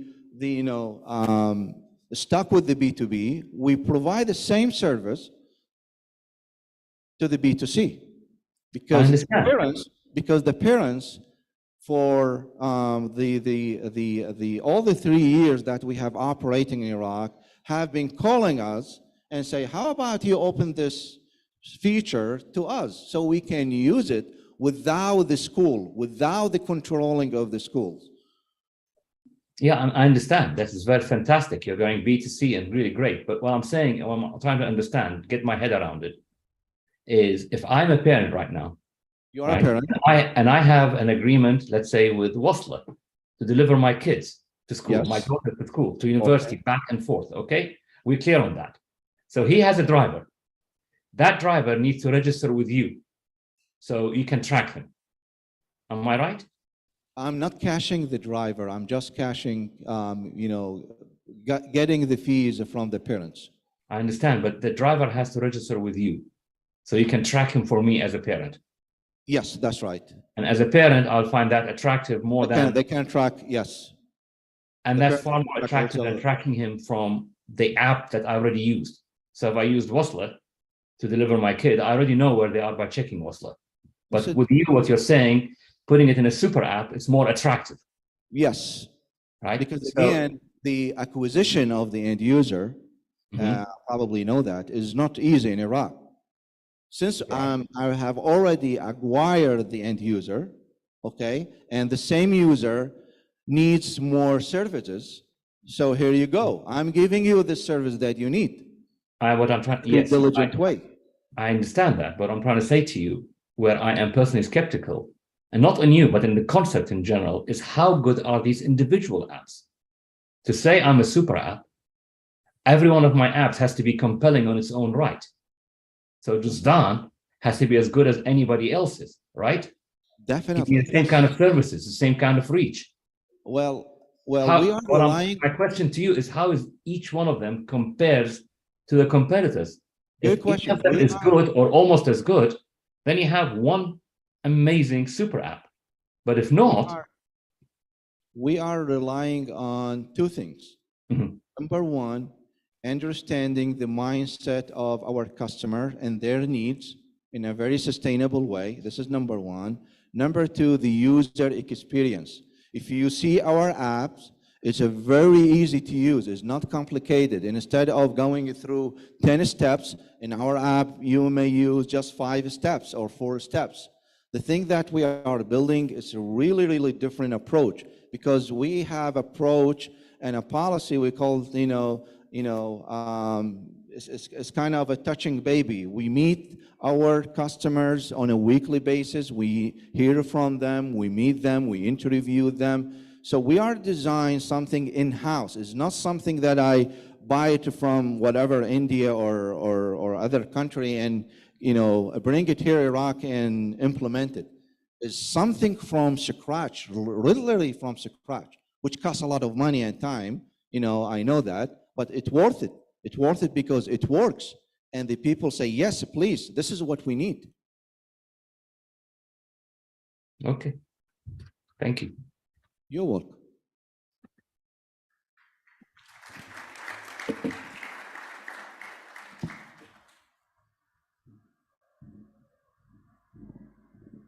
Thank you, Azad. Now we will have a 10 minutes break, and when we will return, we will finish with the rest of the startup. Thank you.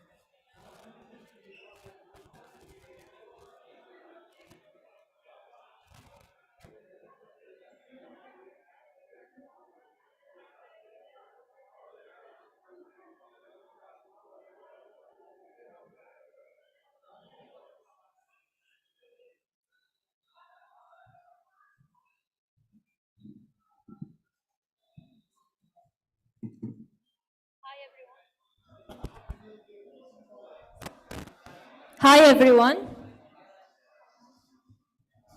Welcome again. Please take your seat.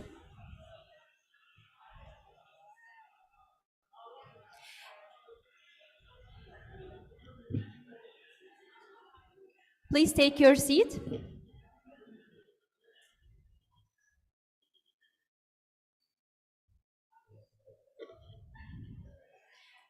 And now, to complete with the rest of the participants,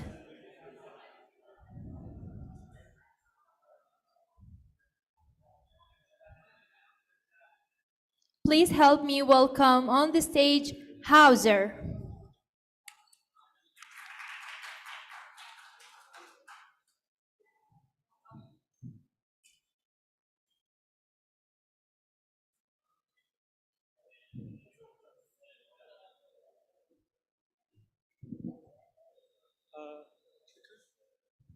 Test. Okay, it works.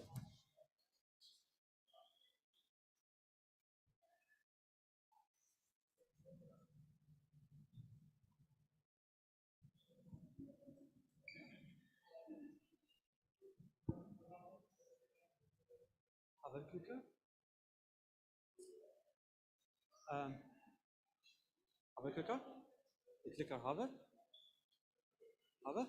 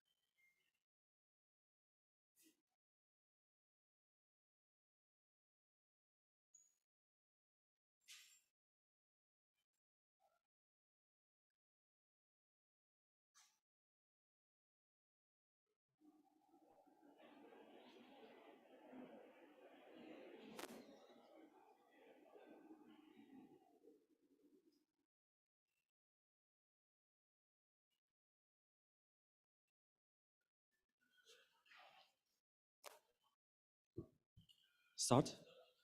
All right.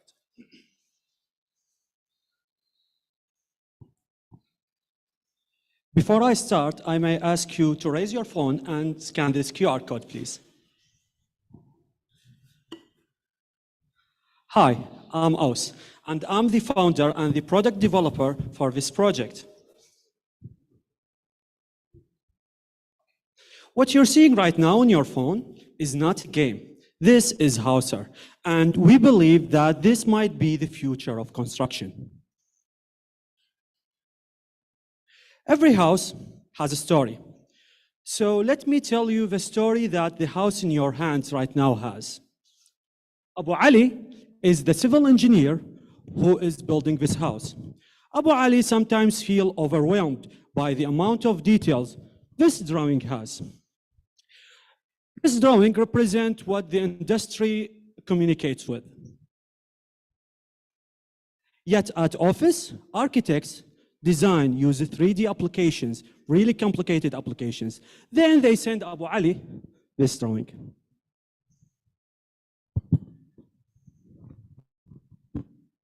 Abu Ali, being overwhelmed by the complicated drawing, sometimes, or in this house, almost forget a door.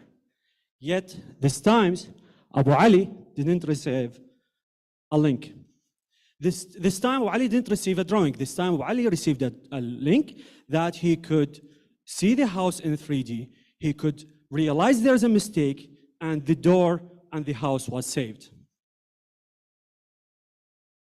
According to research, that from 10 to 25% of construction costs are lost due to errors. This is a number of $4 billion in the GCC region. With our market research, we think that there are 1,400 houses that could benefit from Hauser in 2021. If we go even further to Iraq, we think there's a potential revenue of $3 million for Hauser. And if we go even further to the GCC region, the revenue will go up to 40 million, which with an annual growth rate of 4%. Hauser will be directly to businesses, to the construction businesses, and we will be selling 3D viewing subscriptions starting at $149 per month. We started this year. Today, we are testing with 8 active users, each have 3 slots. The goal for this year is to finish with 30 slots, and the goal for next year to expand to other cities in Iraq. With that, we think that for the next year, our projection revenue is around $25,000, and our costs are around $40,000. What sets Hauser from the competition is that although there are free and freemium competitors outside of Iraq, all of these missing some of the features that Hauser has, such as non-installation or ads-free, or as well as work on all the devices. What Hauser sets itself from other paid competitors is that easy to use like a game, and it's also the integration in other businesses' website, and also it has an automated project uploader, which make the workflow even faster. To make Hauser even better and to help us achieve our goals, Hauser today need operation consultation, product development, and sales team. So, ladies and gentlemen, this is Hauser, where houses will be 3D, online, and without mistakes. Thank you very much.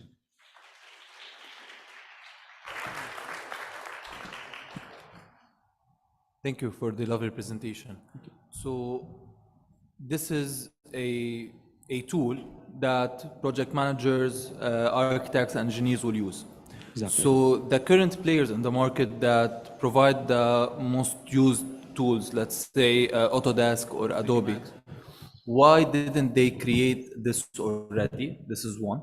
And two, what type of informations will be displayed on this 3D rendering beyond the 3D rendering itself that you have showed in this example or prototype? Because in the 2D drawings, there are a lot of informations that are useful about the specifications of the material or the size of the, for example, reinforcement bars, etc. So what type of informations that were not present in this 3D walkthrough video that will be present in the actual product that you will roll to the market? Thank you. So to start with, Hauser is based on BIM, Building Information Management, if you are familiar with this. What that means is that also with the 3D models, it's connection to the information. Let's say the price of a chair, the price of certain material. This information with the visual information together can help the businesses, the construction businesses, to make it even better for the, to make it, and also for the second question, sorry, I didn't. Why didn't Autodesk or Adobe or any of the other players build this already? So for Autodesk, they have a product. They are one of the competitors, but if I go back, okay, their product is rely on the free competitor. Their product right now is free. However, it only works on computer, which is not available on site. It also is it's like complicated. It's not like we're trying to gamify. House are trying to gamify the industry to make it easier. So you're referring to the Revit program? Not Revit, no. Which one? They have a tool called Autodesk Viewer. Yeah? It is free. However, it works only on computer. All right, thank you.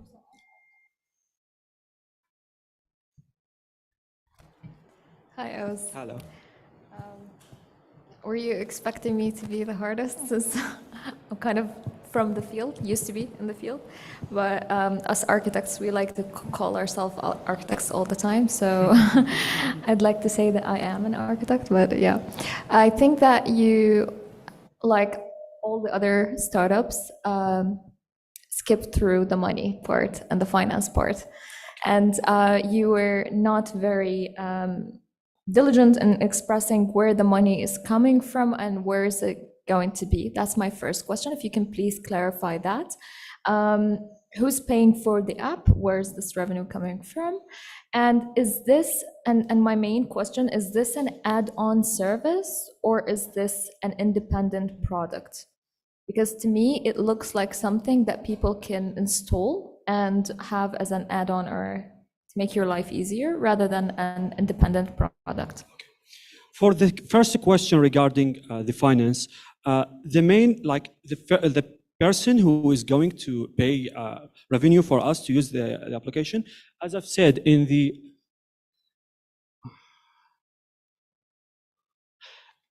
it's like from the business. So we are currently, our 8 users are 8 construction businesses who have projects on ground in Baghdad.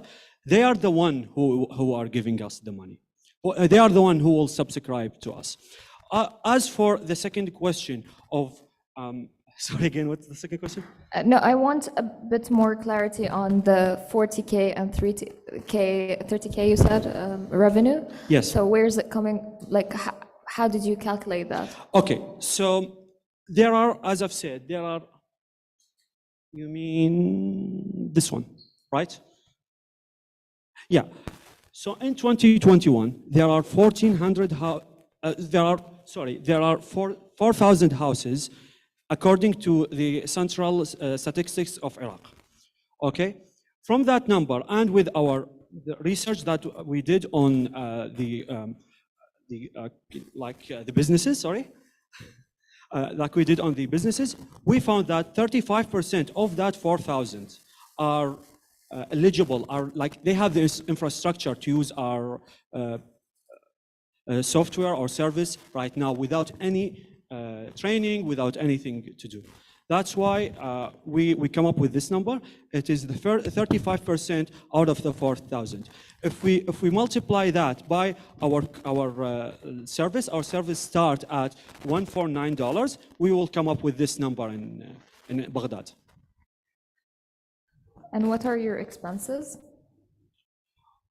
We are expecting our main expenses is development, marketing, and sales. We're expecting next year our cost model is around $40,000. Yeah. Okay, and this $40,000 is your cost, right? Our fixed cost. Yes, your fixed. For 2023. 2023. So Exactly. this is in 2 years. Your prospect code. No, for 2023 alone, because we are already 2022 is almost finished. So. Yeah, right. Sorry. I thought we were in 2021. So sorry about that. Yeah. All right. Thank you. No worries.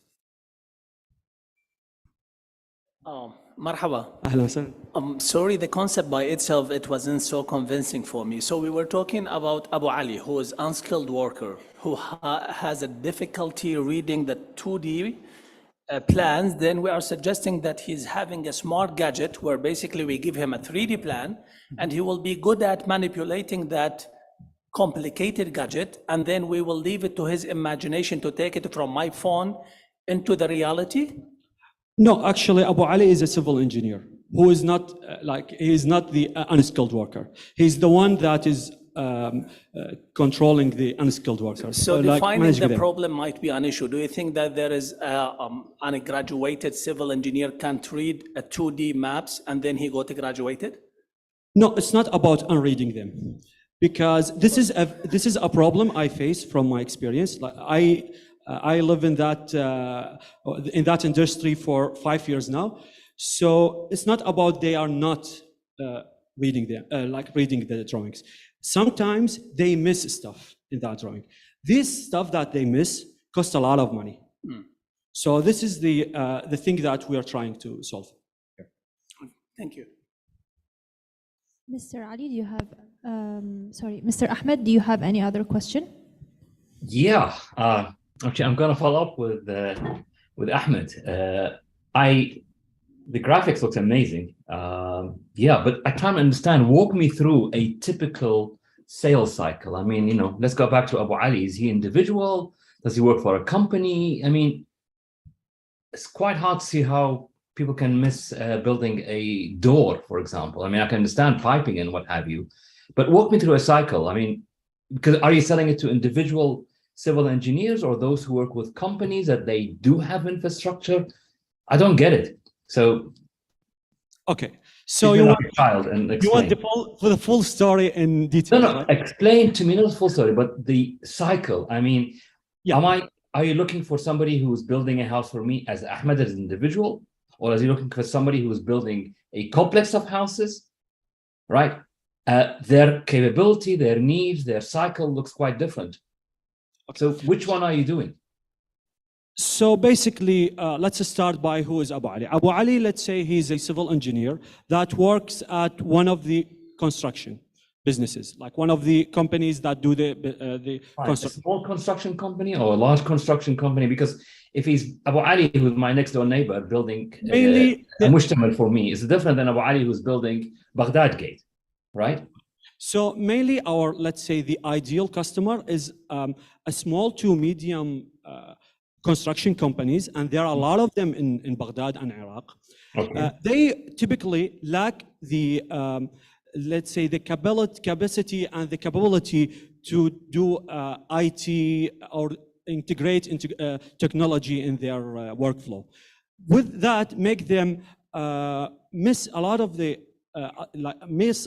opportunity there, and it's made them. Let's say, there are a lot of mistakes happen inside the construction due to that lack of the technology side. So it costs a lot of money, like a lot of waste money. This is what the real problem that we're trying to solve here. And your 3D app sort of solves that problem. Yeah, like we are trying to provide a platform as. According to our market research, 90% of the designs are happening in 3D. So we are not doing the 3D design. The 3D design is already there, but it's not delivered to Abu Ali. This is the real problem. And how do you deliver it from whoever is developing the house or the building to Abu Ali?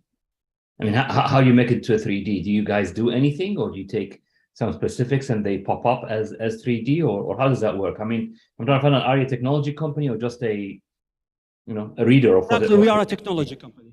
We are a technology company. As I've said, we are not doing the 3D ourselves. The 3D is there. We are just giving a way for it to be provided to the civil engineer on site. Because right now, especially in Iraq, there are no way that he can view it in 3D only if he have the laptop with him and he has the complicated application, which is not how it works in the construction site, unfortunately. They just work with phones, right? Exactly, on phones. Okay, and so your value proposition to these people is that you can eliminate waste and make them deliver their product faster and so forth. It's not only waste, but if we consider the time that it happens because mistakes, because sometimes it means rebuilding something. So we are right now, the 4 billion number is like only the materials and the work, but we're not calculating the time that it took to, let's say, rebuild the thing. Okay. Or even to redesign it sometimes. Thank you on my part. Thank you.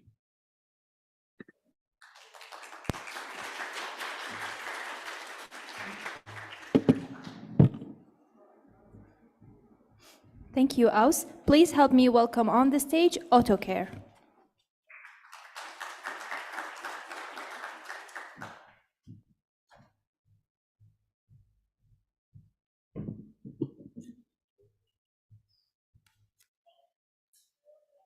Hi, my name is Shahad, founder and CEO of AutoCare, and I'm here to telling you the story of AutoCare. Actually, I face a lot of problems about transportation between my work and my home, so I decided to solve that by buying a car.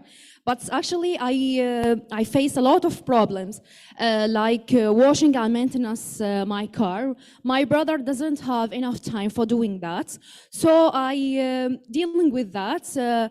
With the workstation, but I surprised that a lot of things that I couldn't do it, like the workstation not suitable for women for waiting. It's about 80% women in Iraq facing the same issue because the workstation not suitable for them. And also they wasting their time between 1 and 1.5 hours until the service complete. And also they facing fraud in prices of spare parts and repairs. So our target would be as I mentioned before, the women have a car, and also the busy men. About the market in Iraq, according to traffic data, there is about 7 million cars in Iraq. So the revenue from the total addressable market would be 70 million, and from the sum it would be 35 million, and from the sum it would be 5 million. About our solution, it's a booth in a strategic location with iron structure, like malls, like in the university institutions and companies.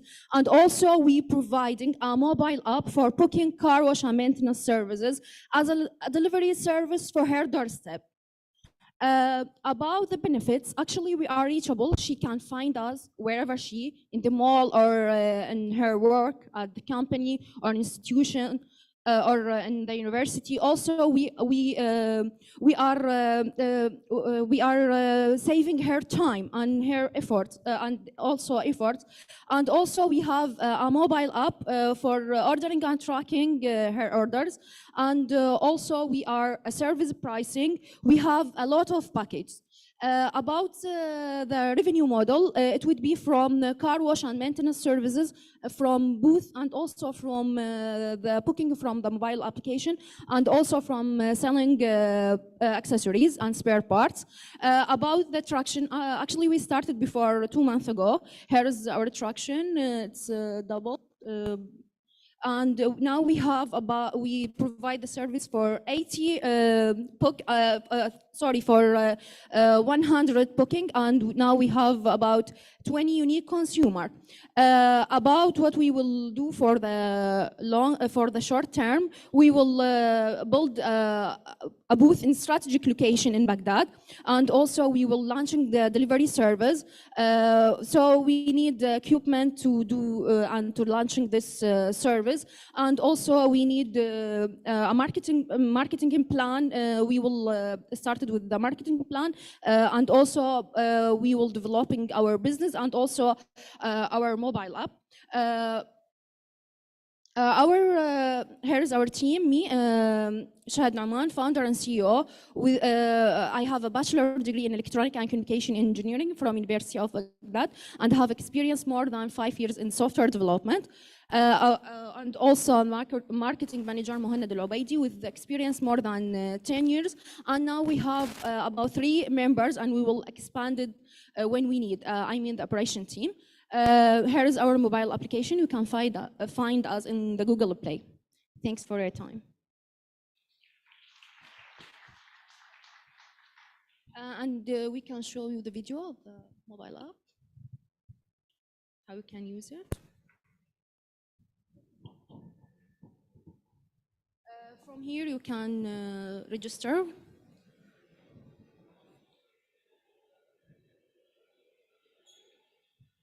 By filling these fields and also and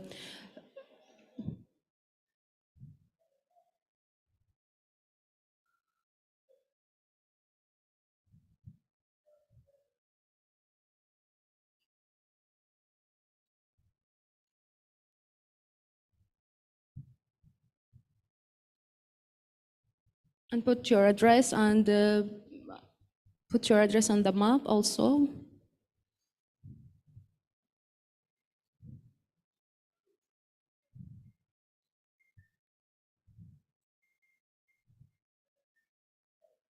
Now we are only in Baghdad. We have our first booth in the station. From here you can log in and get the service. Now we have only the washing services and we will launching the other services.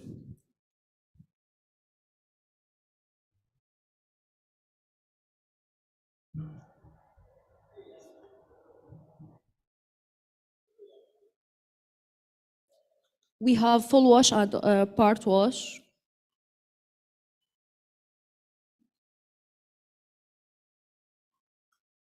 You can get the service, what you want, full washing or part, or you can check your car size and put the date and the time, and put the notes if you have a notes. Okay, here we go.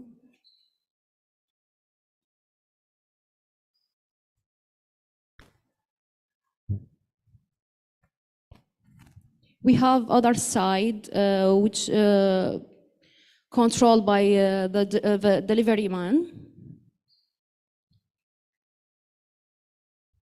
Okay, you can traction your order in the log, the previous and the next. Okay, after approving the service, you will get a notification that your order is approved, and after finishing that, the service is complete. Thanks.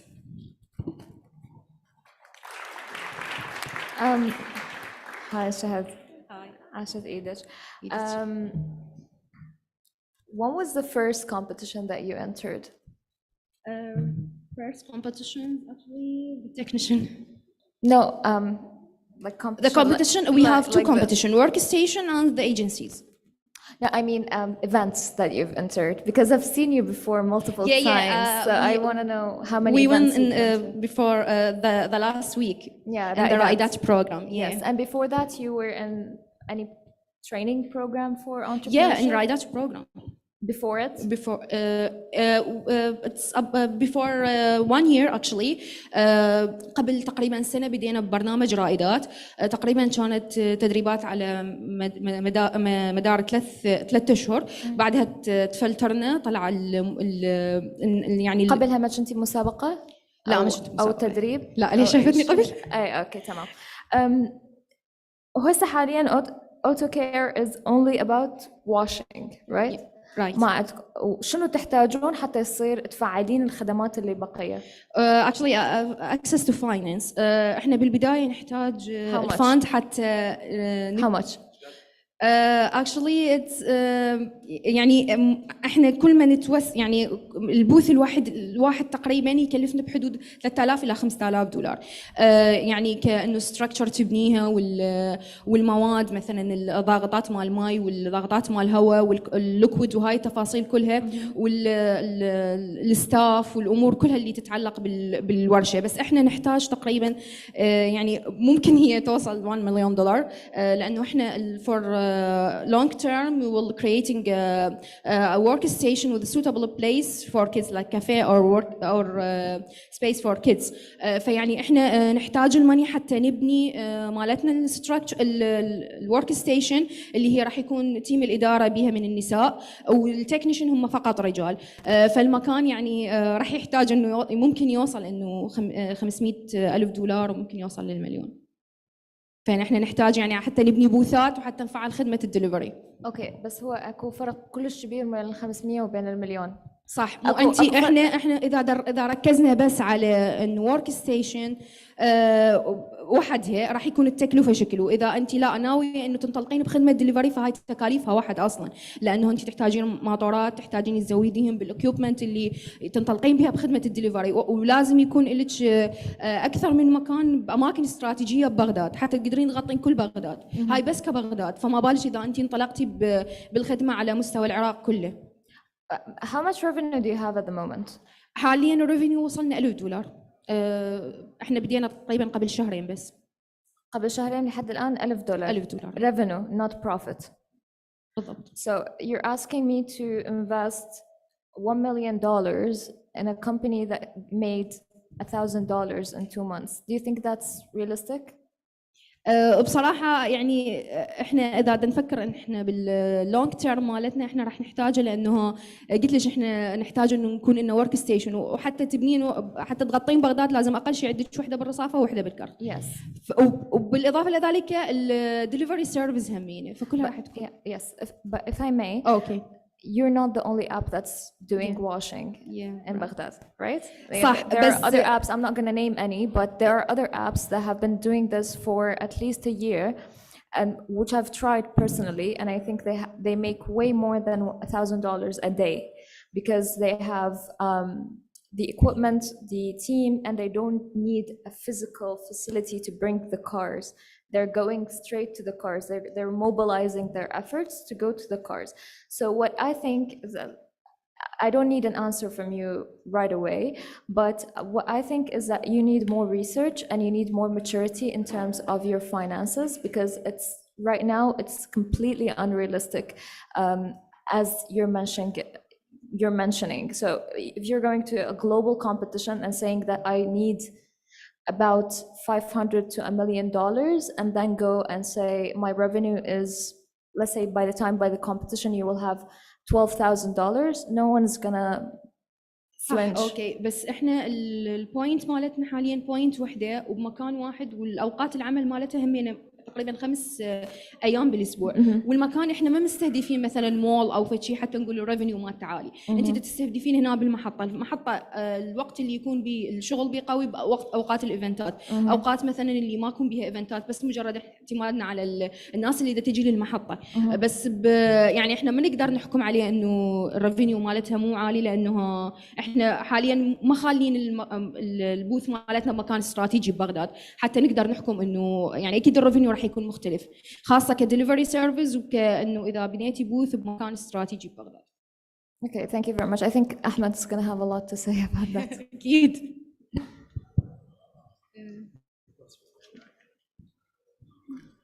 Mr. Ahmed, do you have any question? Which Ahmed? I think there's 2 Ahmeds. I think maybe the other Ahmed has questions as well. I was talking about you. Okay. Shruti, I've talked to a number of your customers seriously, and they all love the service. So I certainly think that you have a service there could be a demand for it. But I think the difficult part is when maybe you thought about it, because if you haven't mentioned that you need $500,000 to $1 million, I would say you haven't really thought about it. Because what you have is a very, very high cost structure, right? Yeah, you're right now in a small place. You have customers and so forth. If you develop it elsewhere, different rent, different costs, different equipment, all that kind of stuff. so صح لحد الان؟ صح اوكي بس اكو شغله انه السوفت وير ديفلوبر هو اني فحاليا تقريبا امور التكنيشن والديفلوبمنت يعني تقريبا انه اغلبها تكون علي يعني فيعني مو كلش راح نحتاج انه نذب على هذا البارت. هو شيء ما يعني ان احنا نذب بس يعني حاليا التركيز كله علي يعني. شور كل ستارت اب تبدي هيك على عيني والراس بس من عندك الكوست هاي you thought about it يعني have you projected the revenues يعني I think العيب الوحيد بالموديل انه yes you're very young you're a very small place you only tested in one place واني I know for sure from people I've spoken to who actually mentioned the service to me they all love it and they all probably be your customers for life يعني as long as you carry on so that I have no issue with but يعني expanding to a mall let's say you haven't demonstrated a capability of dealing with that kind of high volume لأنه you'll end up by not only the costs of the equipment and what have you but the running costs people training all that kind of stuff have you sort of made any projections have you tried it on anything بصراحة بالنسبة للتكنيشن احنا سوري اكو مشكلة بالنسبة للتكنيشن احنا يعني حاسبين الكوست بير كار يعني على التكنيشن الواحد فيعني من طلع الكوست الكلي تقريبا هو يكلفنا بحدود $5 هيك شيء اللي هو تتضمن الاكيوبمنت وتتضمن الكوست مال العامل فتقريبا يبقى لنا احنا $5 لنا فيعني الريفينيو راح يكون اذا مثلا مكان استراتيجي ببغداد على $5 انه انت احسب كم سياره راح تقدر تضمن وتقدر تخدمه وهاي الخدمه بس غسيل فما بالك انه اذا الميكانيكال سيرفيسز والتفاصيل الثانيه اللي راح تضمن اكو سيرفيسز مثلا اصلا يكون الكوست مالتها كلش عالي بس بنفس الوقت انت ممكن يعني تستثمر نفسهم العمال مالتك يعني مثلا اكو البولشنج وهاي الشغلات يعني الكوست مالتها يكون $100 وفوق بس يعني you thought of all of these يعني عندكم detailed حسابات انه ايجار مثلا بالمنصوره وايجار بالكراده whatever حاطين مول موجود يعني طبعا مكان حاطيه بمكان صح فما بالهواء قصدي الورك ستيشن مالتكم مكان تنظيف الورشه اي مو تاجروها صح اكيد تاجروها لو شلون اكو يا اما ايجار هي يكون او برسنتج ياخذون على الريفينيو يعني اكو شير بالريفينيو مالتنا اوكي بس تختلف هاي المكان لمكان صح لو شلون سوري الكوست هاي تختلف من مكان لمكان اكيد طبعا اي مو كلها يونيفرسال اكيد حسبتها 5 كلفه و5 لكم انتم ما يمكن نفسه هو صح من نحسب شنو من حاسبه انت 5 كلفه العامل والمواد والى اخره و5 لكم باقيه صح احنا حاسبين الكوست كله كامل مال التكلفه ومال الايجار ومال العامل ايضا اوكي كله محسوب خلص بس الايديا انه خارج الستيشن is not tested yet صح خارج الستيشن شنو يكون يعني خارج ورشه الستيشن الكونسبت الكوست بيسس يعني مو السيرفيس صح الكونسبت راح يتغير has not been proved yet يعني صح انه الاوبورتونيتي مال المول is very high I agree with you but it hasn't been tested that you operationally can manage that صح بس احنا اعتمادنا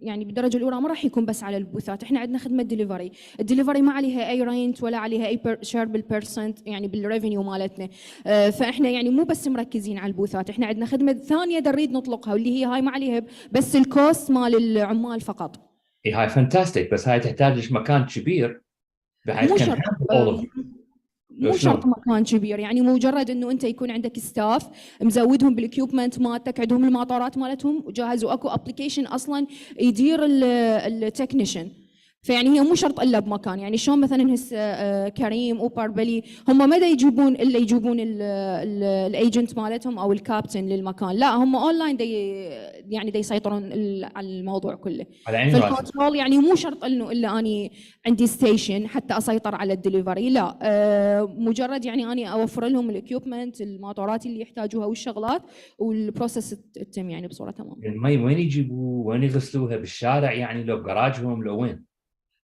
اذا حسب مثلا يعني هسه اذا هي راح تكون اذا سيرفيس مثلا ديليفري فراح تكون اكيد يا اما بالشارع او ببيت الشخص او اذا مثلا بالبوثات فهي اوريدي يعني احنا كنا ستراكشر بانيها والتصريف والامور مال الماي كلها احنا مرتبيها. وبالنسبه للدليفري سيرفيس فراح يكون اكو تانك ماي يستوعب يعني انه هو بحيث مني يعني يغطي المنطقه اللي هو بيها. واكيد راح يكون مو بس شخص واحد حتى يغطي منطقه، يعني اكيد اكثر من شخص احنا راح نطلق الخدمه مالتنا باكثر من كابتن او اكثر من دليفري سيرفيس. ف راح يكون مجهز بكل الكومبوننتس هاي.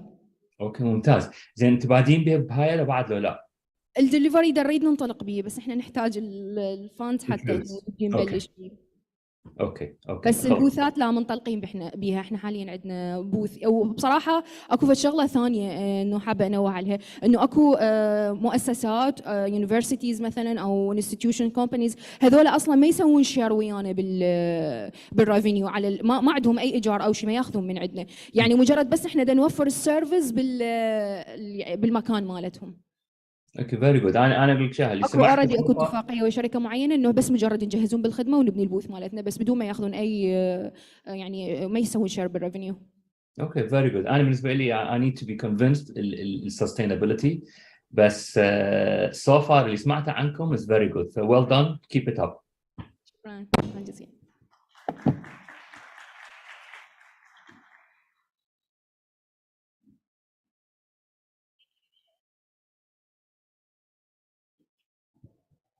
Thank you, Shahad. And now please help me welcome on the stage Timi.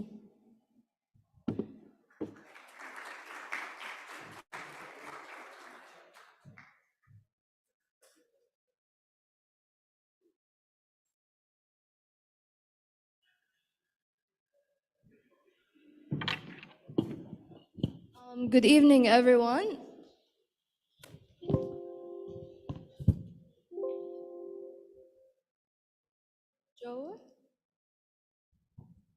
Okay, so everyone is supposed to meet Mustafa. He's the co-founder, but unfortunately, he's not capable of being here today. So you'll be spending the next few minutes with me. My name is Haneen. I'm the administrative specialist of Timi. Okay. Thank you. So our company was founded back in 2019. It has come a long way since the beginning at the station. Our company, our application is the #1 for managing your team in a powerful way. It's a CRM-based application. So every startup basically starts as a solution to a problem. And in order for your startup to be sustainable, it has to be not only regional, it has to be international startup. So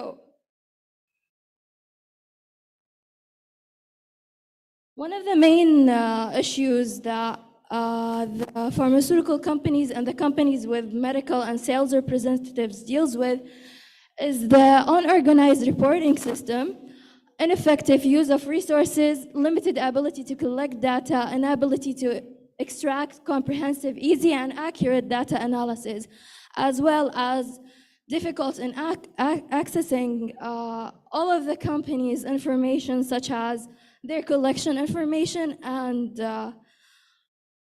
their stocks, their orders as well.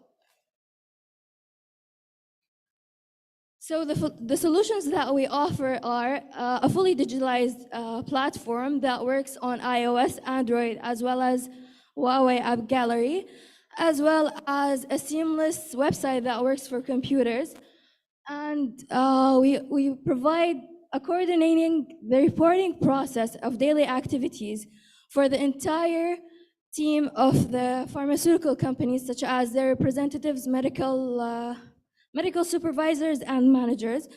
We provide them with accurate database for their doctors, pharmaceutical, drugstores, beauty centers, as well as supermarkets. We provide them with the accurate location that they can access via Google Maps and and Apple Maps. Our data is up to date. We have a data validation team. They work on keeping our data up to date and in a very accurate way. We provide them with data analysis. We provide them with the daily, weekly, and monthly reports that is completely fully automated. So let's go through the process of how the medical representative used to perform and keep their supervisors updated to their operations. On the right, you see they used to create a WhatsApp group. They used to send a message with all of their activities during the day, and then the supervisors would input this activity in an Excel sheet. So this might cause a problem with the accuracy of the data, and it will also cause them a problem with their data analysis, like their weekly, monthly, to evaluate their process. Meanwhile, on the left, this is how we created the reports.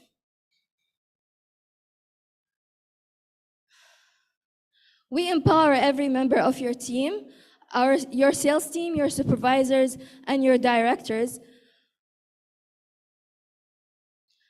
Our market is evaluated by 1.8 billion pharmaceutical market value, 800 medical companies and scientific bureaus, 164 drugstores excluding Kurdistan, and 16,000 field forces in the medical industry. Our TAM is evaluated by 86 million. This is the total addressable market. Our SAM is evaluated by 12 million, the service addressable market, and our SAM is evaluated by 8. As you can see in this chart, this is the activity on our application starting from January 2021 up until August 2022. We currently have 64 companies registered in our application. And these are some of the feedbacks we received from our clients. This is Mohammed Sher Khan. He's a former country manager at MS Pharma Company. And we have Hiba Qawasme. She's a sales and marketing manager at Al Mufid Company. This is a Jordanian company. It's based in Jordan. And lastly, we have Dr. Ali Ahmed Taha. He's a business development manager at Panacea Life Company. This company is managed by a Lebanese. Our revenue model, this is the starter bundle that we offer to our clients. It is $2,000. It's a one-time payment. It's a registration fee. We'll provide them with the data for all of the Iraqi provinces, and $150 is the expense for each TME Pro account. When they pay the expense, they will be offered fully access to all of the application features. Our revenue model, as you can tell by this table, back in 2020, our revenue was 38,000. In 2021, it grew up to 1.8, sorry. In 2022, it's still like, we're still evaluating, but so far in these past 8 months is 119. Our comprehensive database that we provide, it's basically 44,885 doctors, pharmaceutical drugstores, pharmacy, hospital, beauty centers, nurses, and supermarkets. And the info that you get in this data is the name, the specialty, if it was a doctor, the province they are located at, the area, the block name, the hospital name, the time of work, as well as the location. Our traction, Our active users between the years of 2020 and 2021, this is, sorry for the typo, is 450, and it came up to 708. And our net sales grew from this number to that number. And this is the graph for our Epipedia. Our next step, our base step for our future plan is to expand to Kurdistan. We already have a couple of contracts with the Kurdish pharmaceutical drugstores, and our next step is to penetrate FMCG companies in the Iraqi market, and our final step is to go regional expansion to Egypt, Lebanon, Jordan, and GCC countries. Even though we already have, I think, 2 Jordanian companies, 1 Lebanese, and 1 of them is Turkish, with the value of 120 representative and 95 for the other one. These are the key members. Our CFO is Sarmad Al-Azzawi. Our sales supervisor is Zainab. I'm the administrative specialist, and Mahmoud Al-Azzawi is our operation manager. We're seeking 350K for 20% of the business. We are looking to invest this money in ramping up hiring. We're currently now 12 employees. We need to expand this to Kurdistan and hire people who can speak Kurdish as well. And we were looking forward to invest this in tech, hiring UX and UI engineers to be able to add more features to serve our market needs. And finally, the marketing activities. We were capable of achieving all of this without doing any seminars or conferences. So we will be able to tip our toes in that field. And thank you. You can scan this. Mr. Ahmed, would you like to start first? Do you have any question? I have one question. Who's your main competitors? Our main Who are your main competitor competitors? is, we only have one, it's Ribzo. It's a Jordanian-based company. They are not located in Iraq, and their only direct contact with their clients is basically online. Okay, thanks. I'm done. Sorry? That's it? All I'm saying is thank you. You're welcome. I thought I'm gonna receive more questions. No, it's too complex for me, the field. But basically, you only have one competitor, and they're not here in Iraq. Yeah, they do everything. Their trainings, their representative trainings, and their administrative training, all of it is online. We do it face to face. Even our customer care service.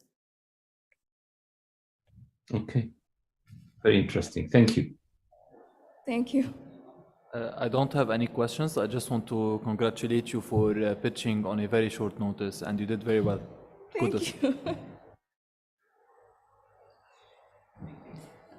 You did wonderful. Thank you. Thank you so much for the presentation. I just want to know one question. What's Okay. the valuation model that you use in terms of finance again? Because you are evaluating the company at almost, well, not almost, $1,750,000 US. Yeah. And I want to know what's the model that you used in terms of getting that number? Honestly, to be completely honest with you, I'm not gonna give you a long answer to avoid the question, but honestly, I don't have any information when it comes to this. This information, our founder is capable of providing you with this. Thank you very much. I'll make sure to ask him. Thank you. Thank you. Thank you.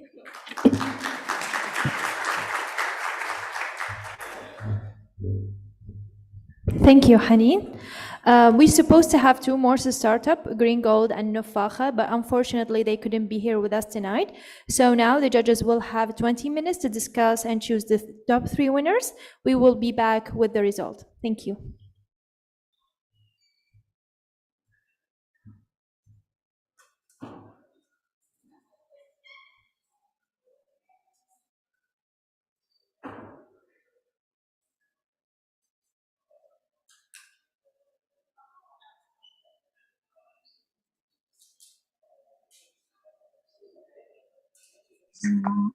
مرحبا أستاذ أحمد. Go ahead.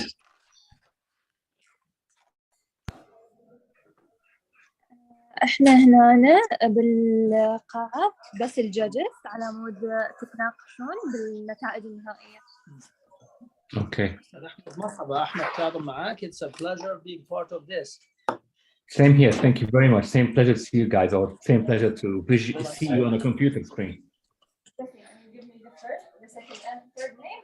I'm Margaret Dakhel. Yeah, please, if you don't mind, thank you. Just keep.